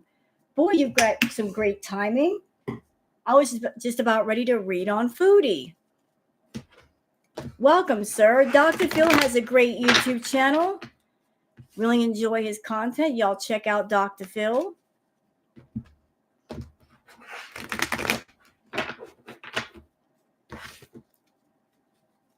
So what's going on with Shantal, with Foodie?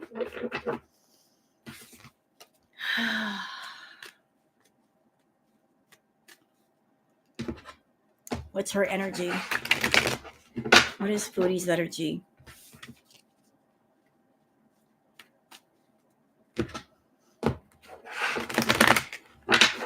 She's waiting and nervous. So that's just what I got. Waiting and nervous.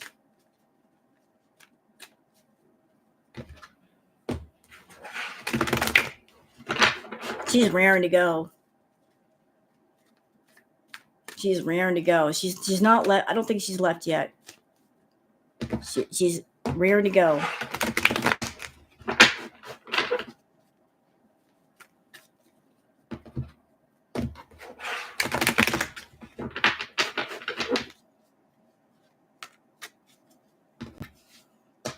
Yeah, Neo Tarot does personal readings for those that need them, want them. Again, check out her YouTube channel. You can click on any video and all the links will come up. One is to her merch store. You'll find the tarot readings in the merch store. I don't know where Skinny Queen has been, unfortunately. I don't know.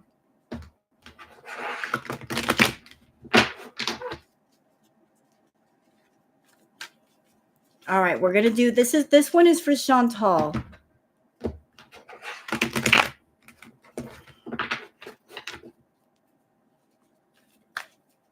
What is Florida water? Oh, it's like a cologne that it's really awesome for cleansing.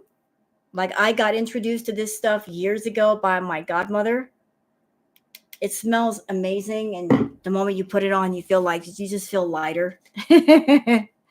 But I also have whites, like I have a smudging shell and white sage, but I pulled that out time to time. No, it's not moon water. It's like a cologne.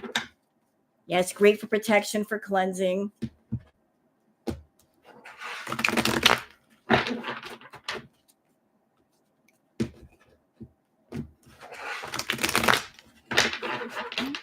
All right, Foodie. First, I'm going to do Foodie, and then I'm going to do Salah. But she's up first. She is up first. Do you purchase on Amazon? You can purchase it on Amazon or eBay or your local Botanica or a metaphysical shop. I'm sure they'd have it there. It's not expensive. It's easy to find.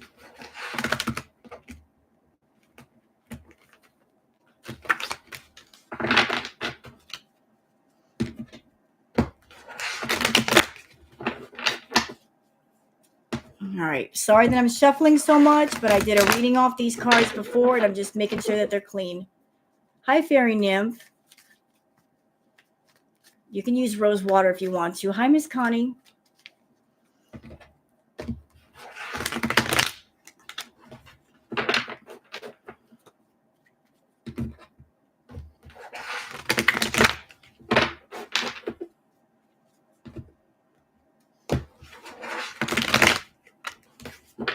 All right, we're ready. Whew. Okay, Foodie. Gotcha. All right. So the first card down is the 8 of Pentacles.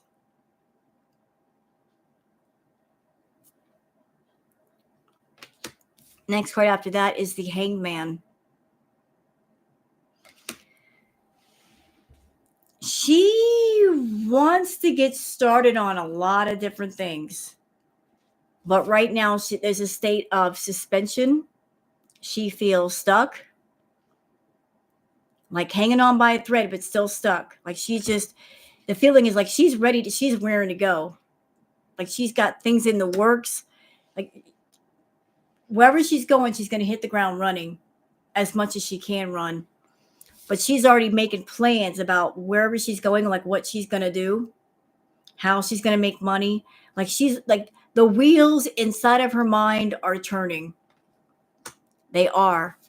But right now she's in a state of suspension. Like she feels stuck. But while she's stuck, she's using this time to like think about like, okay, when I get where I'm going to go, like, what am I going to do? So there's some planning going on here. there is some planning, and I'm hearing the word scripting. Like some things might be scripted. Like I feel like each one of these pentacles represents a person, and each person is going to play their part. So like the person is creating like one of the pentacles, or like, you know, hammering on the pentacle. There's going to be a sense of like creating different characters, and each person is going to play a different part. And it's all going to be part of the Shantal show. So like putting, like setting things up, you know, like each pentacle is a different element, is a different person. Does that make sense? So it's like just getting everything set up in the works. And just like with Peetz. All right, so we got, just like with Peetz, like she's got the Two of Wands.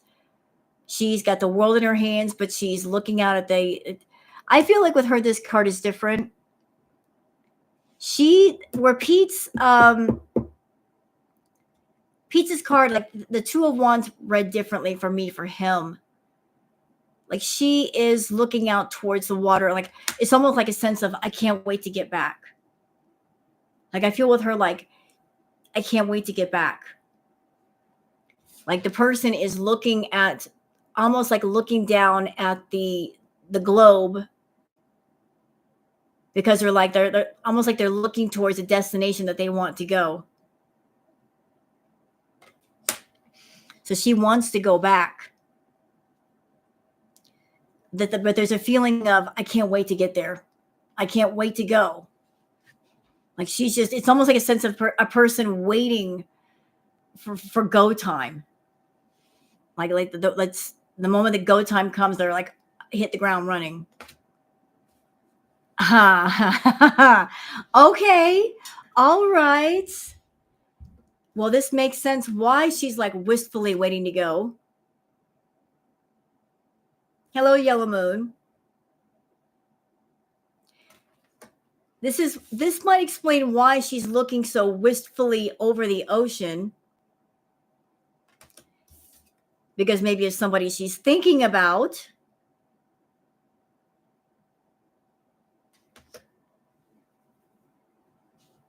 She's thinking about somebody, and maybe a possible reunion with a certain somebody who shall not be named.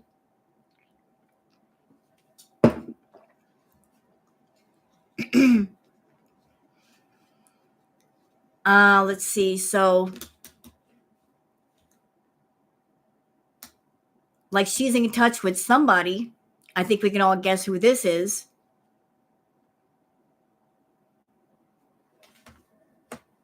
We can all guess who that is. And there's going to be a reunion with this person. A time of celebration. Like that's why, like she's like raring to go. She's done with where she's at, and there's a feeling of, I can't wait to go home, or I can't wait to get somewhere else, because there's somebody else. There's a strong like figure, like that holds a strong presence in her mind that she wants to get back to. She wants to celebrate. Like there's a sense of reunion that's going to be happening, celebration, partying. But that's not going to go over well. It's not going to go over well. It's not going to go the way she wants it to go.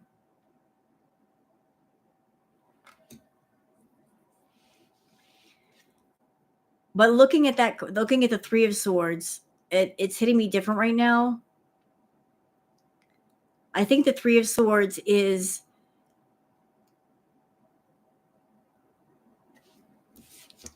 like too much of this is going to lead to, like, she's got heart problems. It's going to lead to more heart problems.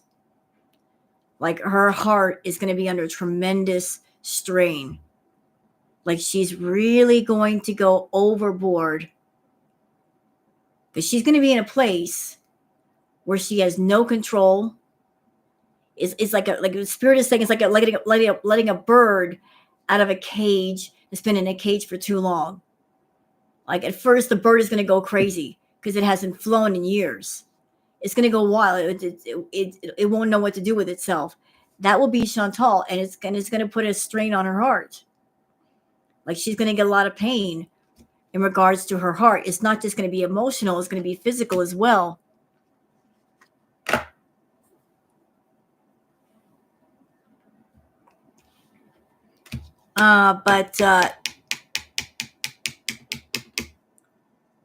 And she's hoping that in her new destination that new ideas will come.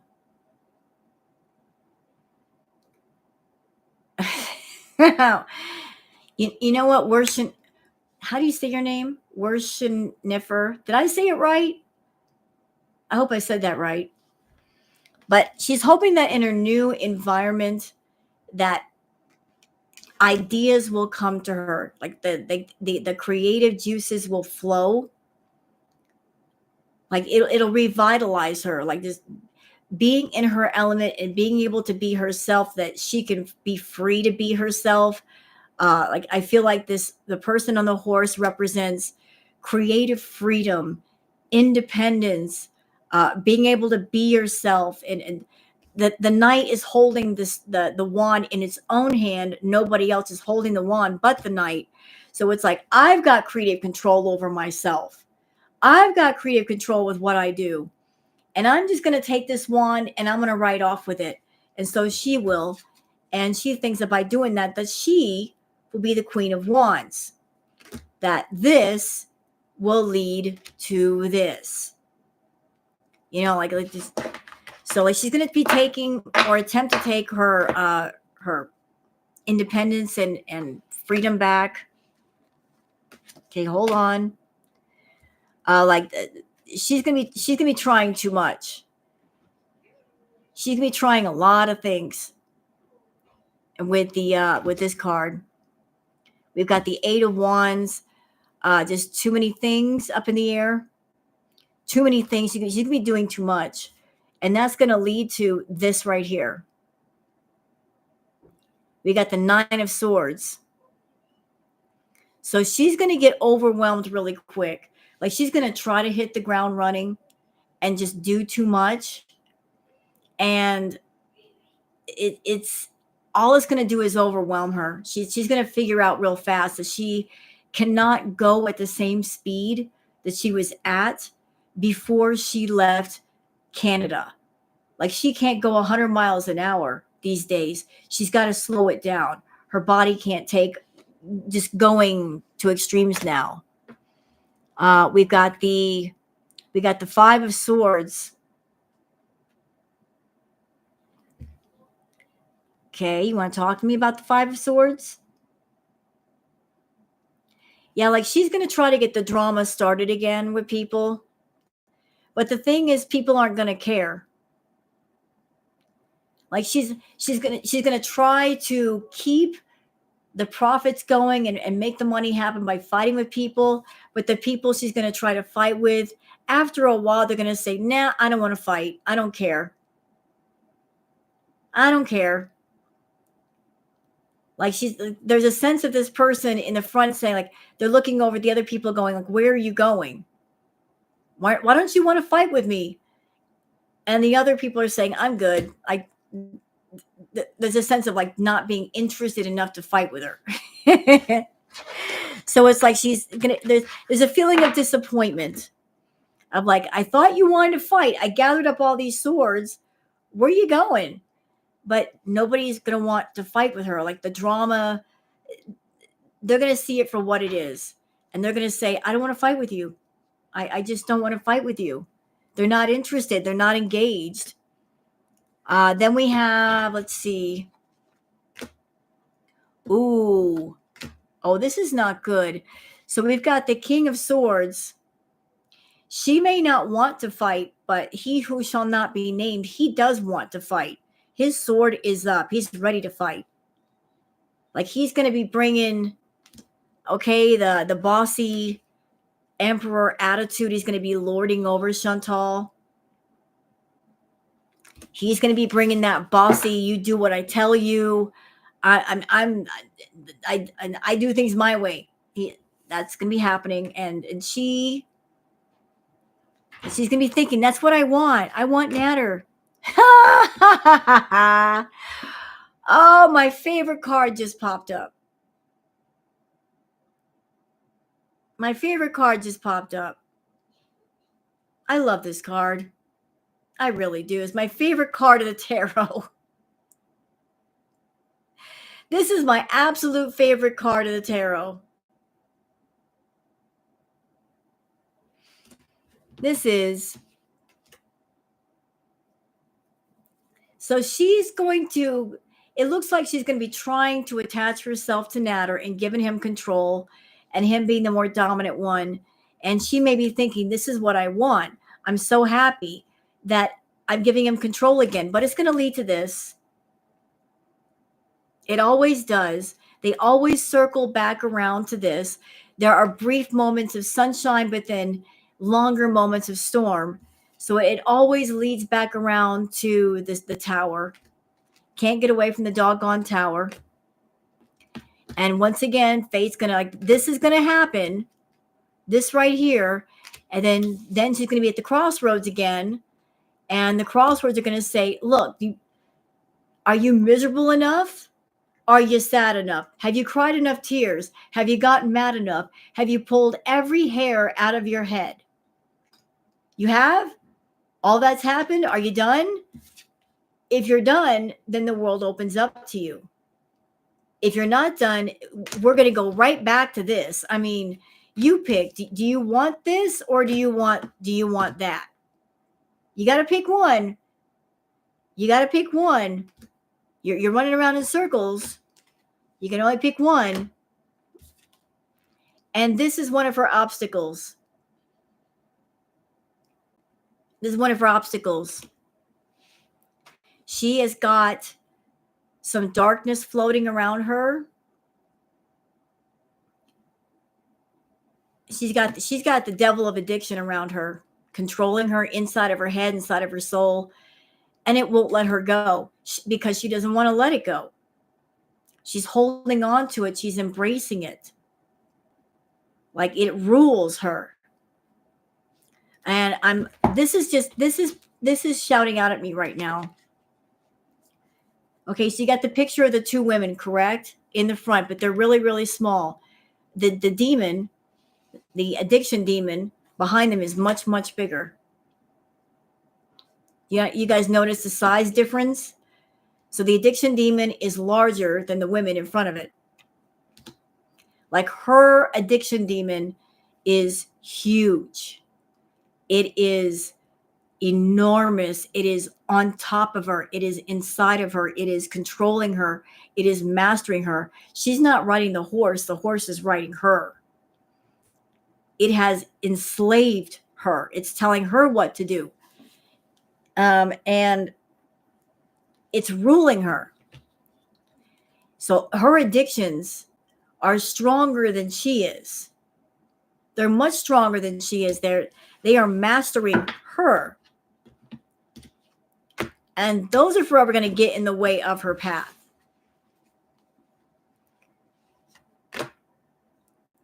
And because of that, like she always ends up here.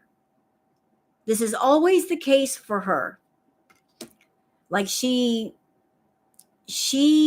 imprisons herself. Like all of the swords around her, to me, it looks almost like a jail cell. She's surrounding herself in a jail of chaos and destruction and pain.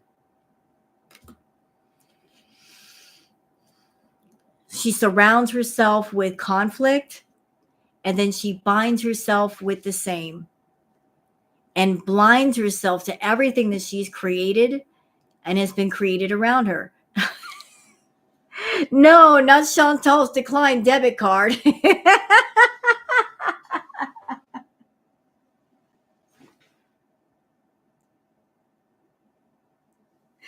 Well, that's one way to fuck up a tarot reader. That's one way to throw me off my game. Oh, I love it. I love it. I love when you guys just hit me upside the head with humor.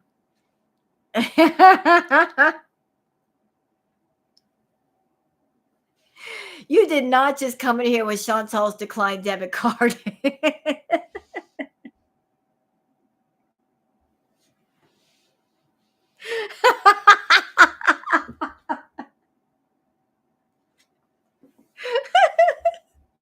I'm sorry.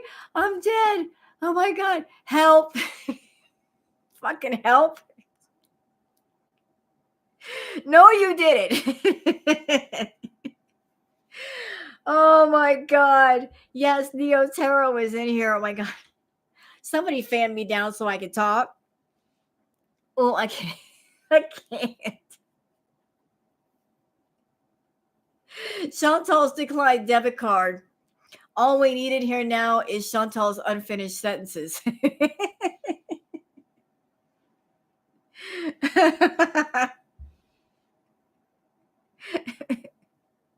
Chantal's fruit flies. Okay, back to the reading. Damn it. Where's Booger? Booger, come here. Everybody wants to say hi to you. Come here. Oh, oh. This is Booger. Y'all want to see Booger?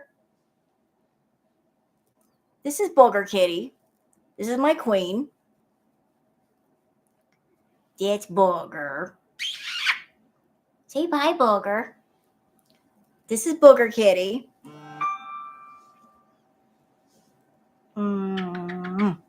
This is my baby. What you want, Booger? What you want with the little face? Look at the little face. Brat. It's hard to get out of the wallet these days. I bet it is. You know, when you're owned by a broke bitch with no money, I'm sure it is hard. With your Booger, look at the little chin. Look at the chin. She likes my nails. I've been growing them out. Cats love nails. They're like, oh, free scratches with the nails that aren't mine. I got my reading to do, baby. Can I put you down? Can I put you down? Uh-oh. Uh-oh. We're doing it. It's happening. Y'all give me a second.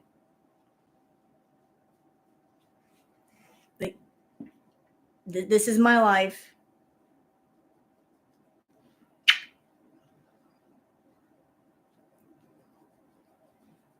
I gotta do my reading. Can I do my reading? I love you. Oh. All right. Back to the reading. I don't want to take too long. Where were we? All right. So, yeah. Like for the devil card, this is her addictions. And you can see the addiction demon is far bigger, far larger, and more like more of a larger presence than the women that are in front of it. Like it's the master, it's the controller. And the addiction demon is powered by what? Money. By the pentacle. So the top of the head of the addiction demon is the pentacle, is driven by money. So the addictions and the money are all tied together. All right, so moving on to the 8 of swords. Is the 8 of swords? Yeah. Like she surrounded herself in all kind of conflict. Like when she surrounds herself in conflict, that's when she's the most cut off from damn it. All she can feel is the pain, and she's cut off the most from her emotions. Like she doesn't have access to all of her emotions. Like she can't feel the way she needs to feel. She just surrounds herself with the conflict and with the fight, and it's all about the conflict and the fight. Does that make sense? So it's like when she's in the fight, when she's in the conflict, That's all she can feel. That's all she can acknowledge, and that's all she can see. That's all she sees in front of her is the conflict and the fight. All right, so what else we got? Yeah, she wants to be with the Ace of Swords. She wants to come out on top. Like she wants to be like, I am the winner, like victorious. She wants to be victorious. This is her state right now. The swords are down. They're stuck in the ground, which means there's no possible way they can be used for battle. This is what she wants to be. She wants to be able to hold that sword up towards the sky with a crown on it and win. She wants to be the winner. But now we have the 8 of Cups. She's feeling very blue right now. There's a sense of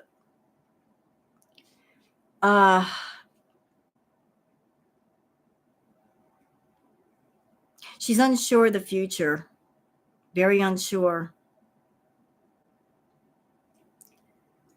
Like there's this in between. I feel like there's an in between here.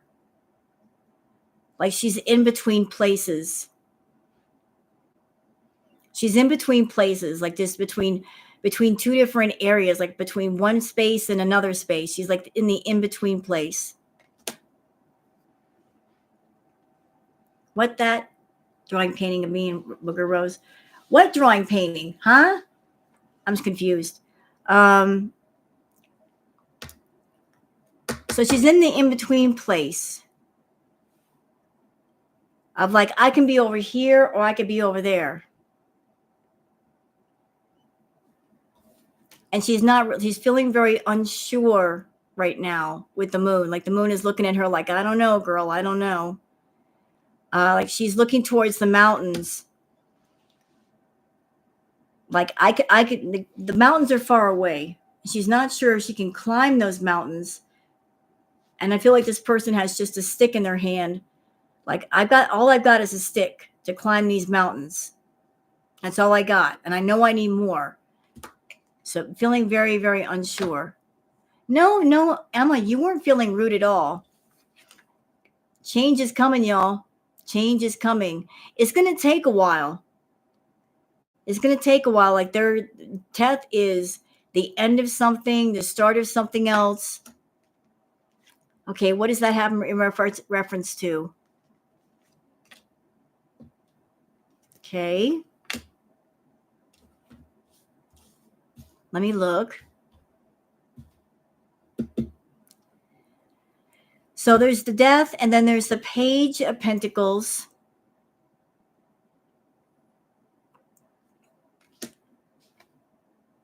I think she might be trying something new. After her original deal with he who shall not be named bust up, she might try something new somewhere else in an effort to make her cup overflow. And it might involve somebody, the Queen of Cups, like a woman like this. So like she's going to try a variety of different things. Like what she's got her heart set on, who she's got her heart set on, it is not going to pan out. It is going to fail. And she's going to have to find another way. So like things are going to be, something's going to happen to where like that whole thing falls apart. And she finally gets it through her head. What you want is not meant for you. And she's going to have to start again with the Queen of Cups. Like somebody's going to, it's going to be a whole different deal. I feel like it's a whole different deal. So, okay.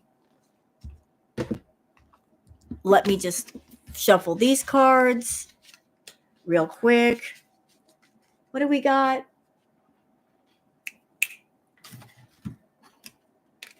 You know what? I'm going to pull these out. Y'all recognize these, right? I really like the Phantom Wise Tarot deck. They're really pretty.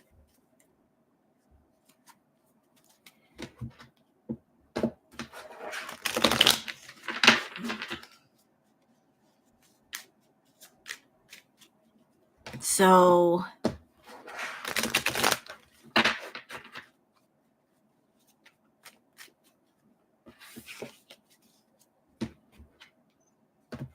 all right.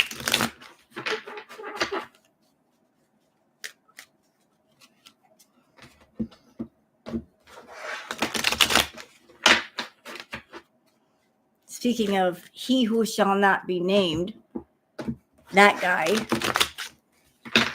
my way guy,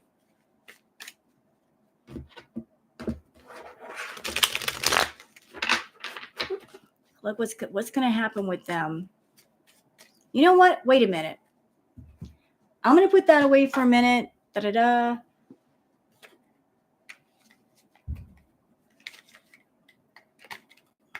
I want to get some insight on how Shantal feels about Natter and how Natter feels about her before I get into the Phantom Wise reading. What do y'all think? How do they see each other? Get both sides of the reflection. Her side and his side.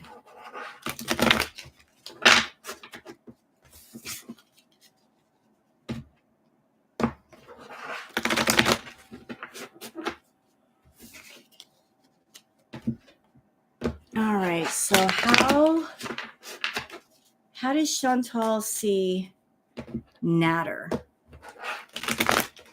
When she looks at him, when she talks to him, how does she see him? Like what are the feelings that she has towards Natter?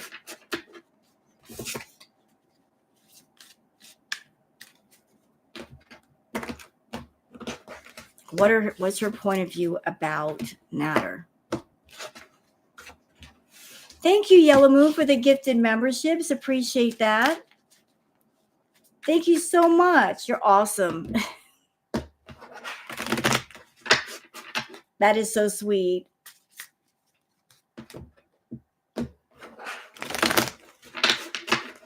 Okay, so first we're going to see how Foodie feels about Natter, and then how Natter feels about Shantal, like how they see each other before I get into the Phantom Wise reading. I'll be real honest, wondering if she can give me a reading. Who can give you a reading? Neo? She can definitely give you a reading. Neo Tarot does private readings, Emma, and she's very, very good. I highly recommend her.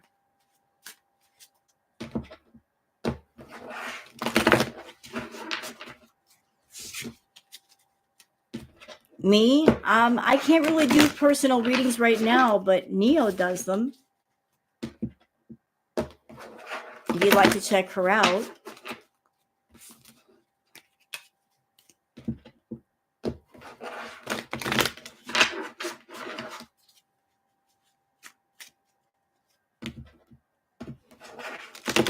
All right. So how does Shantal see Natter? When she looks at him, what does she feel about him? Okay. Okay. Oh, let me just shuffle some more.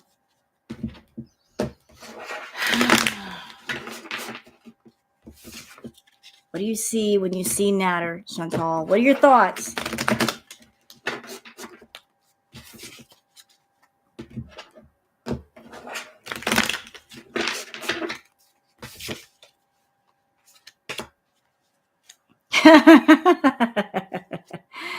Oh God! Like, oh, they're already playing games with each other. They're already playing games with each other. She not today. Left on the road. Left on the road. Not in the mood avoidance. They're already playing games with each other. They're already doing the back and forth.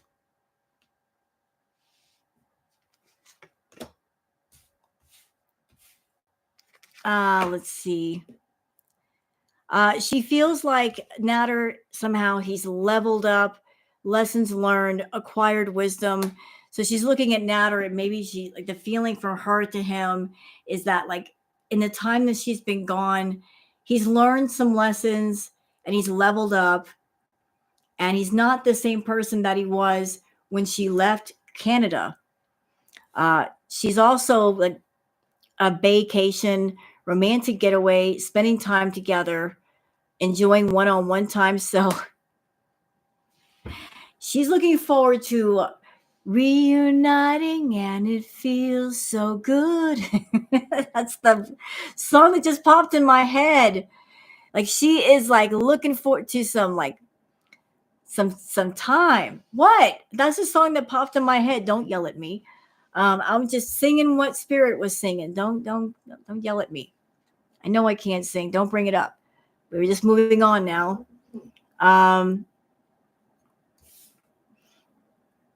She acknowledges that it is make believe. She knows that he's a fantasy and that all this is made up. And there's a chance for much disappointment. What's that? Emma, what is this? Your selfishness. Whose selfishness? I am so confused. Moving on. All right. So let's see with the trash card.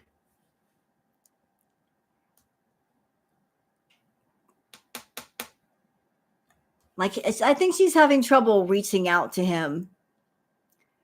Rejection, taking out the trash, kick to the curb. Like, I think that even her and Natter are fighting on some level. Like, it's not all peaches and cream over there. It's just, they're having issues. They're having issues already.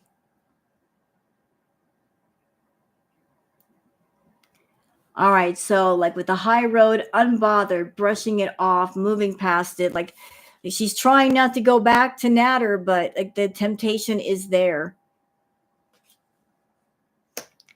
She is thirsty. Oh, you're thinking of the song by Alden Nova. Life is just a fantasy. Can you live this fantasy life? Yeah, I've been listening to that song lately. Out of nowhere. I love that song. So she is seeking attention, needing validation, desperate and pushy. Yeah, she's dehydrated. Somebody get her a glass of water. Um, and she's so thirsty that she is trying to but put everything on the fast track with lifting off, fast action, progression forward.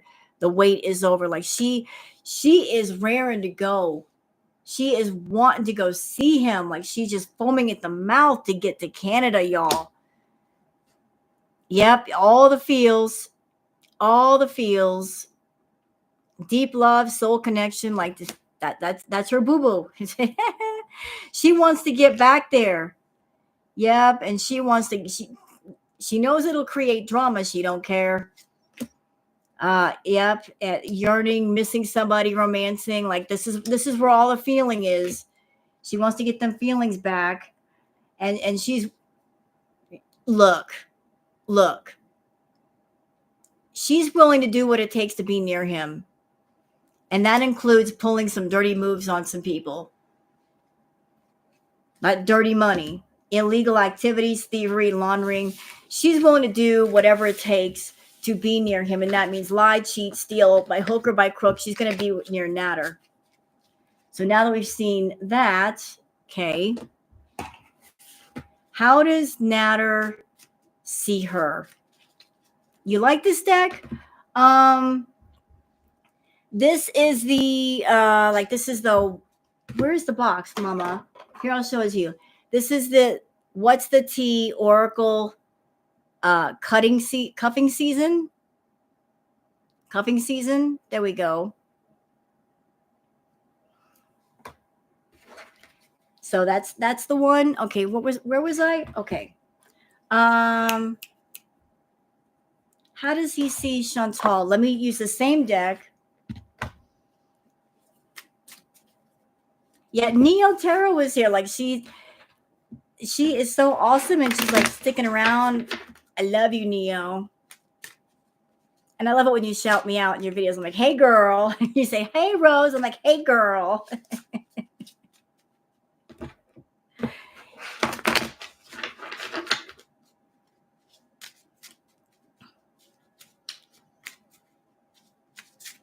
And can I just say, Neo, that I can tell there are moments when you're doing the reading, you hold back a lot of things. There are some things you don't say. You decide not to say. You don't say everything. You're very selective about what you say. Like you're like, oh, that's a bit too much. I'm not going to put that out there. But like spirit shows you a lot of things. But you're like, oh, I don't want to put that out there. But I can tell, girl. I can tell when you hit those moments and you're like, oh, it's too much. I'm going to keep that to myself. I'm going to keep it to myself.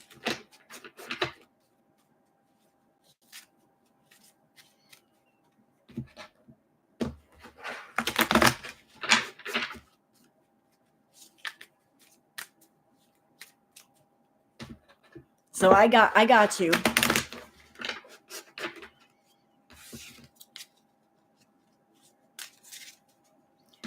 All right. So how does Natter feel about Shantal? Hold on a minute. You know what? I'll use that deck in a minute. It's looking at me. You wait your turn. How does Natter feel?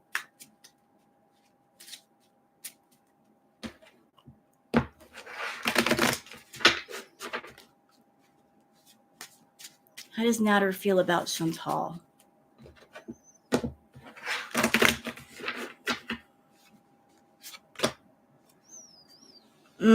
Thank you, Miss Connie, for the super sticker. Appreciate it, darling. All right, so how does he feel about her?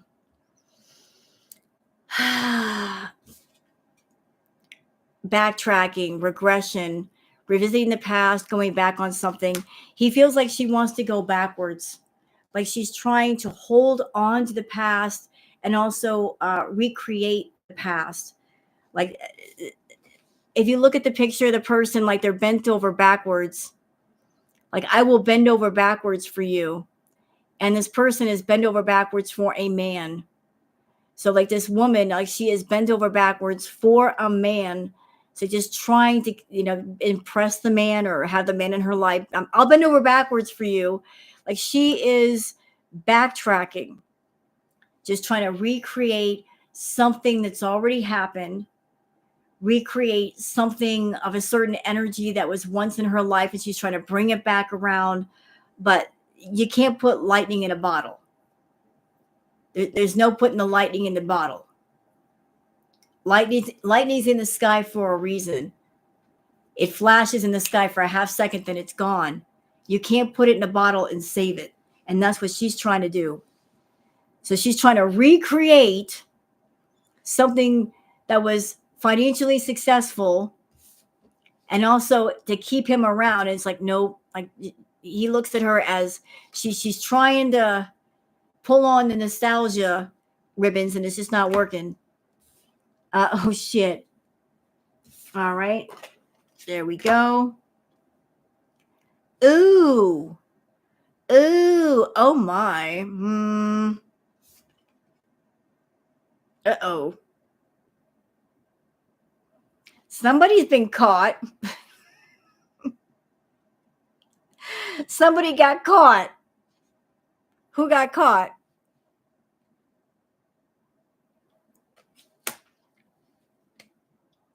Somebody got caught. Somebody got caught. Lipstick evidence, infidelity, caught cheating, betrayal. I think she caught Salah again. Again. Like she caught him again. She keeps catching him. She just keeps finding evidence of stuff. Yeah, definitely. She found something, snooping, digging for dirt, accusations. Like she went snooping around. She found something.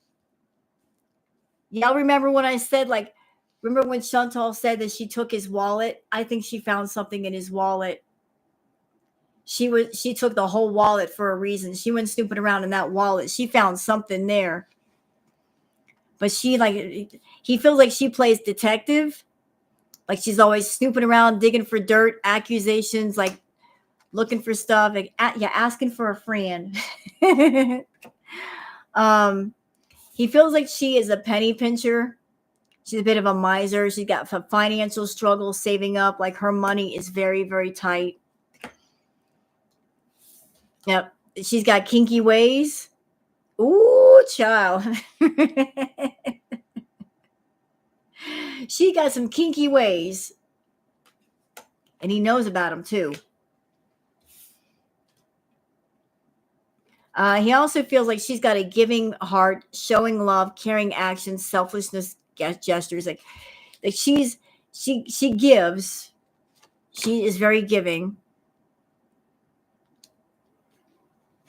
All right.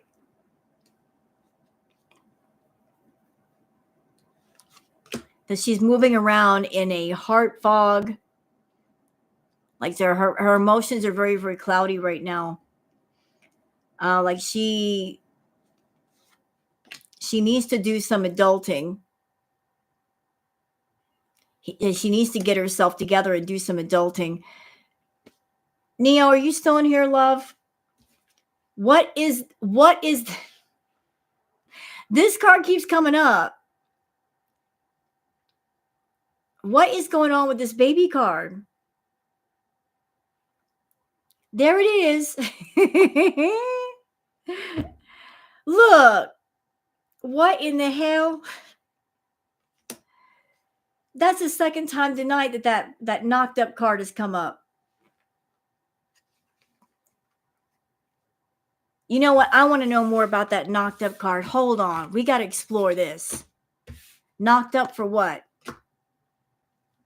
Oh, shit. So, like, I wanted to explore on this knocked up card. Receipts, guilty as charged, evidence exposed. I was like, can we please expand on this when this knocked up card? Can we go there? Can we do that? And we got this. Receipts, evidence, guilty as charged, exposed. We got another one? Oh shit. Throwing hands, disagreements, hostility, animosity, conflict, and fighting. Somebody about to get mad. Somebody about to get real mad.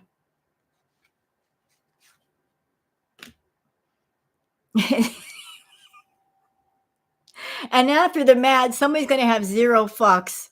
Disregard, unfazed and unbothered, carefree. Oh, it's so bad. It is so, so bad. It is so bad. Uh-uh.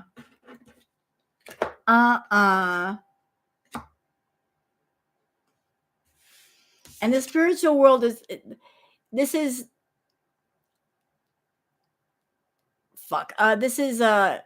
Nads looking at Chantal. He sees her as a spiritual narcissist, spiritually egotistical, superiority complex, spiritual manipulation. She's not connecting to spirit for the right reasons. She's trying to manipulate spirit. She's using the element of spirit to try to be above everybody else. Like she's portraying herself, I'm going to be careful here, portraying herself as a Muslim woman. In her way, it makes her feel superior to other people. Like it gives her some sort of position of strength, even though she doesn't have the spirituality in her heart. So he sees her as a spiritual narcissist. Egotistical, superiority complex, spiritual manipulation. Like she manipulates. using the idea of spirit to be manipulative. Like, just, she's spiritual when she wants to be. She bends it to her purpose.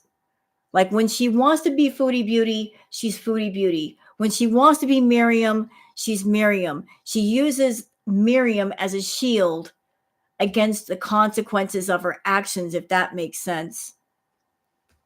Does that make sense to y'all?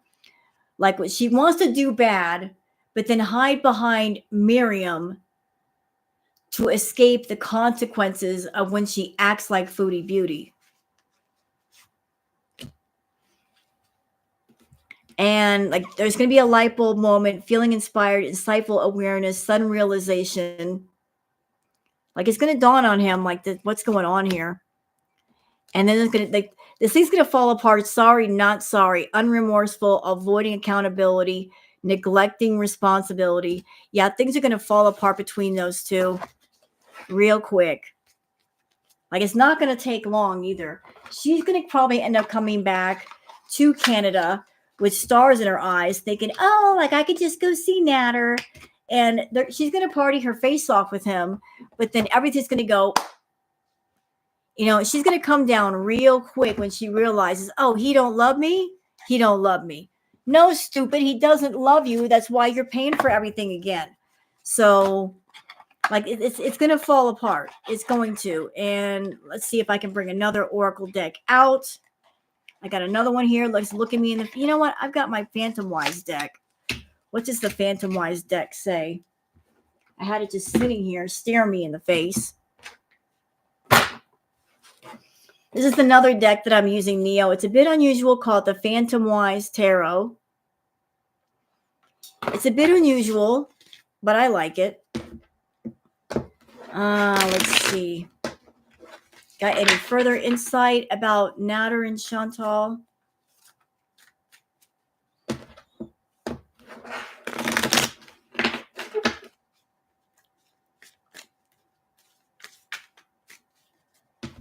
Okay, so what's going to happen between those two?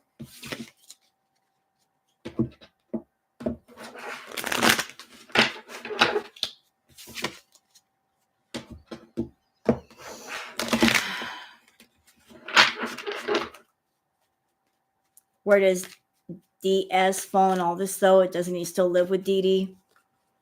Dee Dee's along for the ride. Whatever he wants to do, like, she'll let him do. You know, whatever you say, Natter. Like, she's okay with it as long as she benefits. Hey, gas station sushi.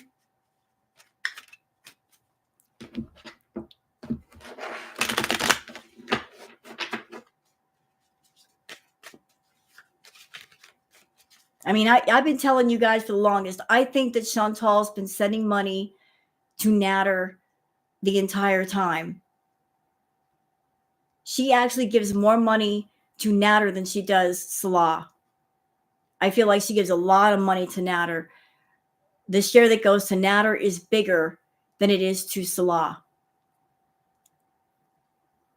She never stopped talking to Natter. She never stopped sending money to Natter. Like, she's sending part of her money over to him.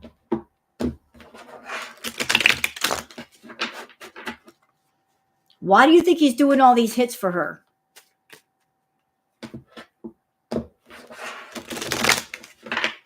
I mean, obvious hippo is obvious. Obvious hippo is not exactly hiding in the water. You know? You know? It ain't hiding in the water no more.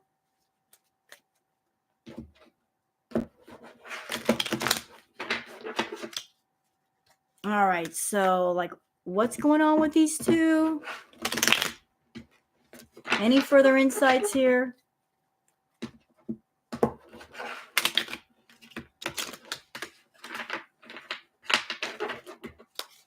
All right. Oh, shit. I don't like this card, but hey, it came up. We got the 5 of Wands. I don't like the picture on this card. I'm just going to say that right now. I don't know why they put this on here. We got the 5 of Wands. Now, before anybody says anything, wait. Don't get ahead of me.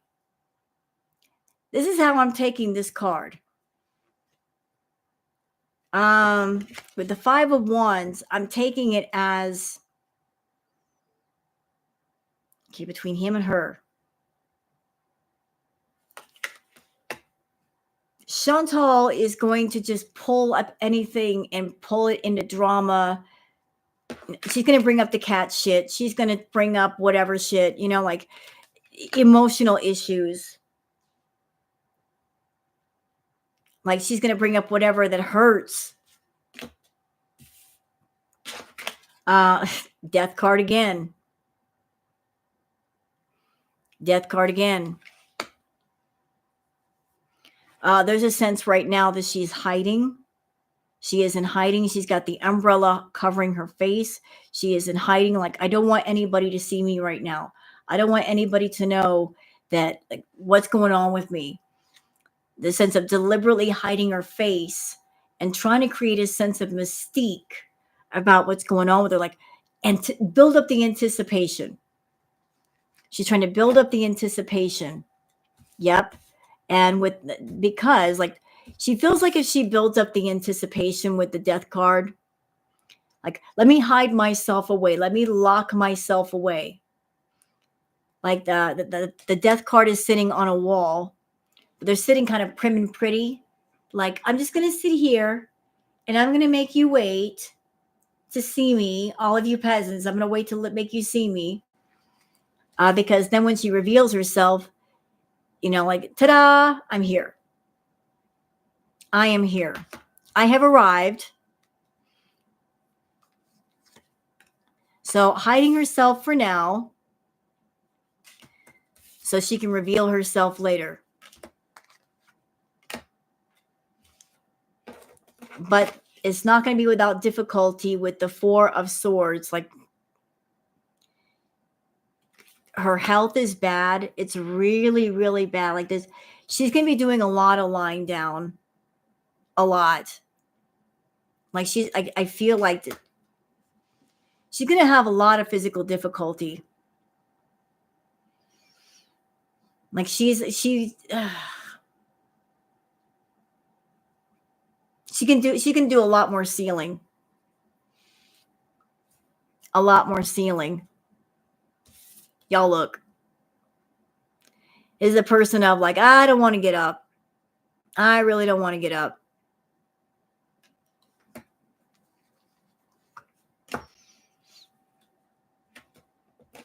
And then we've got the Page of Cups. Yeah, I feel like she's going to be in a position where, like, I don't want to get up. But when she does get up, she's going to be in performer mode. With the Page of Cups, you get the person with the ballerina skirt on and the bunny ears. There's going to be a sense of like, I'm going to play the part of the fool on camera to make money. Like, I will do whatever it takes to make money. I will be the fool. I'll put on the silly bunny ears. I'll put on the ballerina skirt. I will do whatever it takes to get attention. Like, this is going to be, she's going to be all about like, I will do whatever it takes to make money. Yeah, we're going to get Crackhead Olympics 3.0. But it's not going to hit the same. I feel like the energy is going to be different. It's going to feel more scripted. And we're going to pick up on that and respond to that because it will be scripted. We've got the Chariot. You got the Chariot, the balloon. Spirit is telling me things are going to go over like a lead balloon. Like it feels like the balloon's not off the ground. It's not going to go up in the air. It's going to be close to the ground. And we've got the King of Swords. Yeah, the King of Swords. Like she's talk to me. What do you want to say?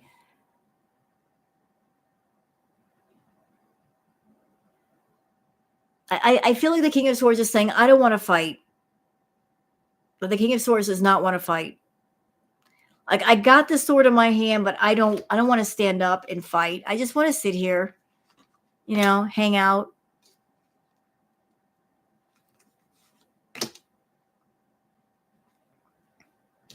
So I'm going to stop with this deck. I've been told to stop. Put this away.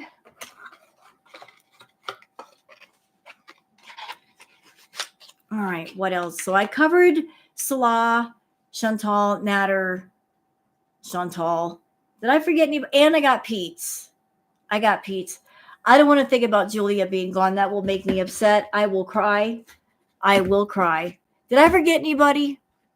I think I got everybody. Didn't I? I think I got everyone.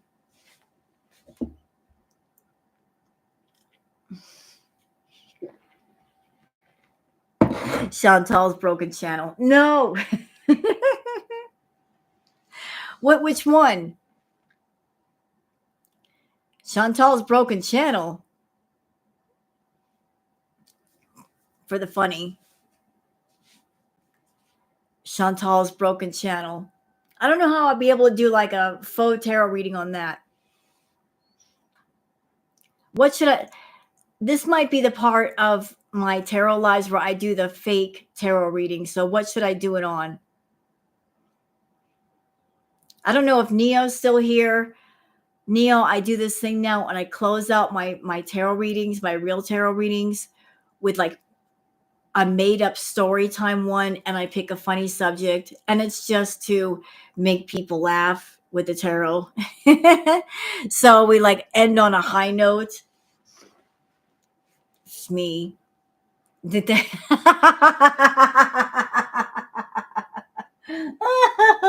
The declined debit card.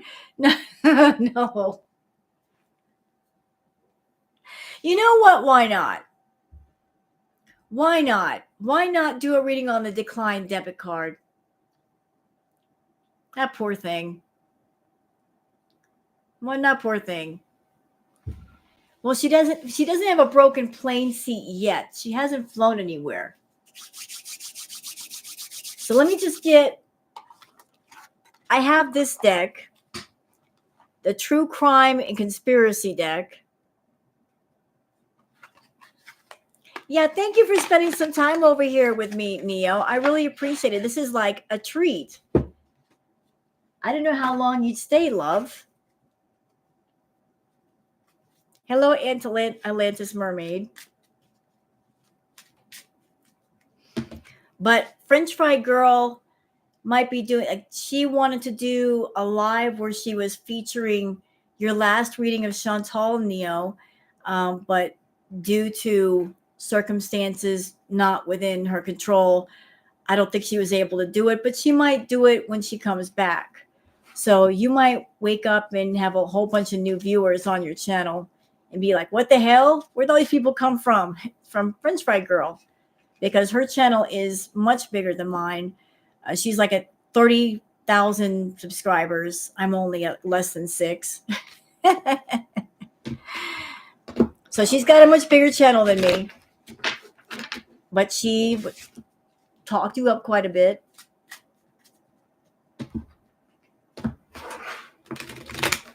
All right. Yeah, she did that coughiness. She told everybody on her channel during a live chat, Neo, to watch your reading first. And then after everybody saw it, then she would play it and then there would be a discussion.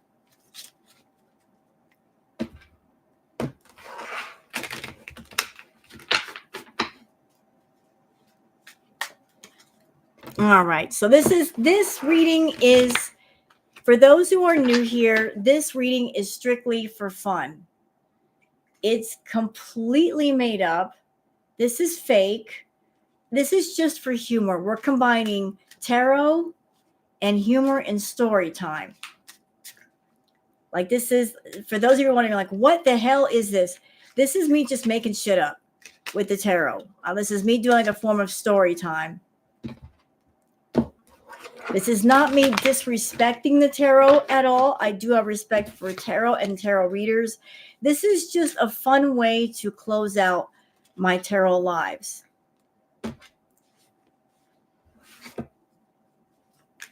Okay, so, and this is on Shantal's canceled debit card. I mean, we've already got the tea on several things going on with Shantal. We know all about those doggone hussy fruit flies in her house. We know all about the love affairs going on her own in her own bathroom between shampoo and bidet, and poor conditioner is just caught in the middle. And don't talk to me about toilet roll and their involvement with toothbrush. I mean, there's just drama all over the place in that bathroom. Now, Chantal's canceled debit card is going to talk to us. We're going to get all the tea on that debit card. Because you know, that poor debit card, I'm getting the energy right now. That debit card feels used. Okay? That debit card feels used. A lot. It's feeling very used. Overused, as a matter of fact. It's feeling very unclean, and it wants to talk to us. Yeah, that bathroom is full of scandals.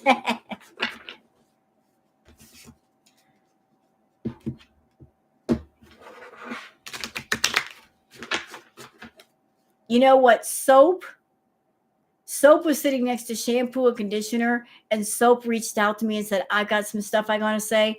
I told Soap to hold on, wait a minute, wait your turn. I'll get to you later.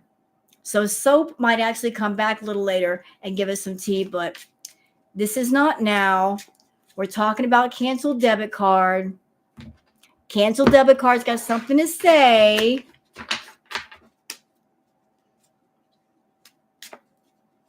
What have you got to say, debit card? Tell us all about it. Tell us all about it. Like, tell us all about it. Give us all the dirty tea. We want to know.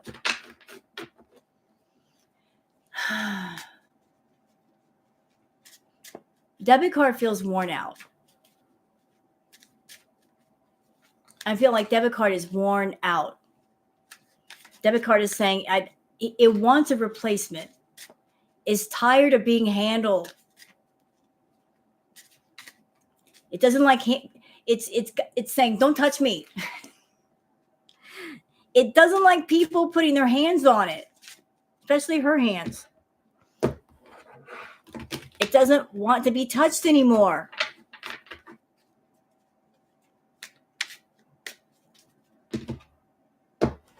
All right, but what have you got to say, debit card?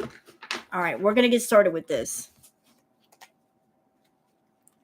All right, so Chantal's canceled debit card is feeling, mad. Debit card is mad. The declined debit card is mad. The debit card is pissed off. Mad. It just wants to take a break. It wants to Netflix and chill, you know, and watch old reruns of Friends and Cheers, and Chantal won't leave it alone. So it's feeling very angry that it's missing out on its Netflix and chill time because she just won't chill. She's insisting on buying those doggone oversized donuts and candy bars. It's like, leave me alone, bitch. Stop messing with me. I don't even have time to get cold. You keep wrapping your hands around me. But y'all, wait. We're getting some tea already. Wait a minute. Foodie's broken plane seat. No. What the hell? Okay, all right. I see how it is in here. Y'all a bunch of smart asses. I love you for it, though. All right. Y'all look at this. Chantal's declined debit card has an accomplice, a partner in crime. That's right. Chantal's declined debit card has a partner in crime. And that's why debit card is pissed off, because it wants to Netflix and chill with its partner in crime, but can't because Chantal won't leave either one of them alone.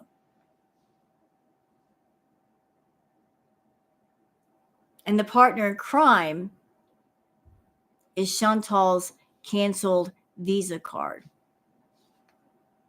Y'all didn't know she had one. Well, she does, or she did.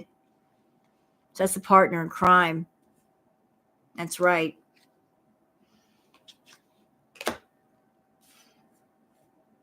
And both of them are saying no. No. A big fat no. No. No, we will not be an accomplice to you in your moments of eating food, bitch. No. No, we're not going to help you gorge yourself. We will not. Because declined debit card and canceled Visa card, they heard about Chantal wanting to travel. And they're like, well, it's going to be kind of hard to do that if I'm declined and you're canceled. I guess she won't be taking us along now, will she? I guess we can do our Netflix and chill time then. So that works for us. So they had a plan. They had a plan to bring another male into the picture. Like, what can we do to get her attention off of us? Let's bring a male into the picture. Let's bring a male into it.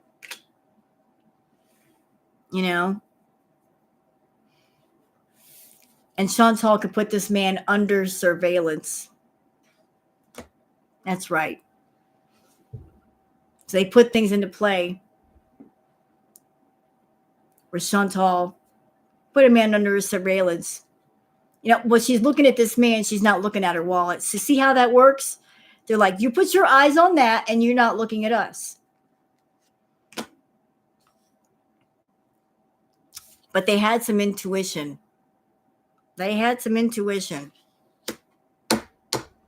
That the surveillance of this man was not going to last long, because this man did not have any donuts or hot dogs or candy bars or pizza or Burger King or KFC or Nashies. So this man was not going to be able to keep this interest for very long. And Chantal was going to realize that she'd been had. You know, like, their plan was, while she was putting this man under surveillance, that she was creeping and stalking around the corner looking at this man who looked a lot like the sex doll Oliver that she wanted back in Canada for $2,000. Their idea that they came up with was, while she was looking at this man, they were going to kind of creep out of the wallet and put fake versions of themselves in the wallet so that they could have their Netflix and chill time and she would never notice. But Chantal found out that was going on. Like, there was some fraudness happening. Some fraudness. And they're like, good. Very good. They were all thumbs up. She's like, Chantal's like, this is not my real debit card. Debit card says, good. You figured it out. Good for you. You're smart today. And there was a big collapse. Everything collapsed. There was a collapse. Chantal had a complete meltdown. Tower moment. And there was a big distraction that happened. decline debit card and cancel Visa card. They're like, we've got to make a distraction. Thank you, Hippieista, for being a channel supporter, bud. Decline debit card and Visa card. They got together like, we need a distraction. We need a distraction. We want to get away. We need a distraction. So they distracted Shantal. They're like, look over there. There is a Burger King. Nashies are coming back around just for Christmas. And so they distracted Shantal. She's like, Nashies where? And so they distracted her. And they declined card and Visa card. They ran to a school. They ended up at a school. And their location is top secret. Shh, don't tell anybody. Don't tell anybody that they're out of school. They're hiding out from Shantal.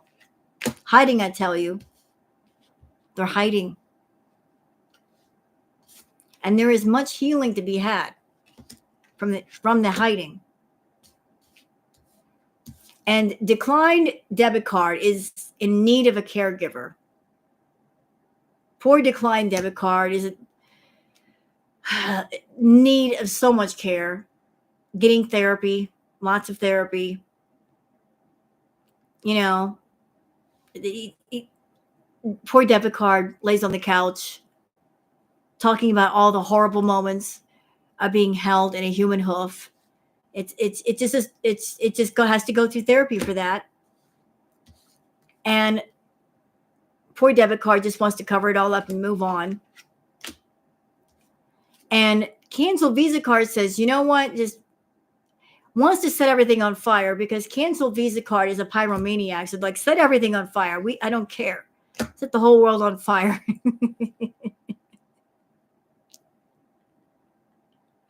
And there's much corruption. So canceled debit card and Visa and canceled Visa card. They moved to the mountains. And Shantal was left with her greed because, you know, she didn't have debit card and she didn't have Visa card. So she could not be greedy and she could not go buy anything. And so canceled Visa card and declined debit card. They got married. They got married together. And they had little unsecured debit cards. They got together and they had a family of unsecured debit cards. Yes, they did. And lottery tickets. They expanded the family to lottery tickets and scratch-offs. Just expanding the family outward. Having a good time with themselves. And it was all about money, and they lived happily ever after. So I hope you guys enjoyed that reading. That was fun.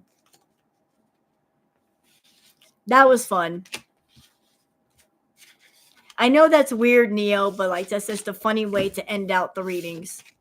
They come up with like little funny things when they do readings and stuff on. And so one night I just started doing the readings on funny things, and then people just liked it. Do readings on somebody's like toenail and this, that, and the other thing. And I'm like, what are you talking about? And then I'm like, fine, I'm going to roll with it. And I just had fun with it. I like making people laugh. Somebody's like, do a reading on somebody's toenail. I'm like, what do you mean? So I have fun. It's just a new way to do tarot stuff. Anyway, so I hope you guys enjoyed the readings, I should say. And I think that's it. I'm going to have to get a reading from you, Neo, but I'm scared about what you're going to see, girl. I don't know about my energy right now. I got a lot of things going on. Well, I'm glad you liked it. Decline debit card. Don't be scared. But I am, though. I just am. It's like I want to know, but then again, I'm scared to find out. You're welcome, everybody. I hope you guys enjoyed the reading. And before you guys leave, if you can give a thumbs up to the stream, that would help other people to find the channel and enjoy the tarot readings too when I do them. So if you guys can do that before you leave, I'd really much appreciate that. And please don't forget to check out Neo Tarot's channel, especially those of you that you want private readings. Neo does private readings. You can access those by her merch store. You can click on the, what do you call it? The, oh shoot, what do you call it, Neo? The freaking, the shopping cart thing. And you guys can get a private reading through Neo. So thank you guys for coming by. And if I don't see you guys before then, you guys have a wonderful holiday. Y'all be safe out there. I mean it. Be careful driving around from now until after the first of the year. Some people get on the road intoxicated. Be very, very careful driving out there. Very careful. You know, be on the lookout for any intoxicated under the influence drivers. So y'all be careful. And thank you guys for dropping by. And I will see you later. And Merry Christmas to you guys. Be safe to you too. Bye, everybody.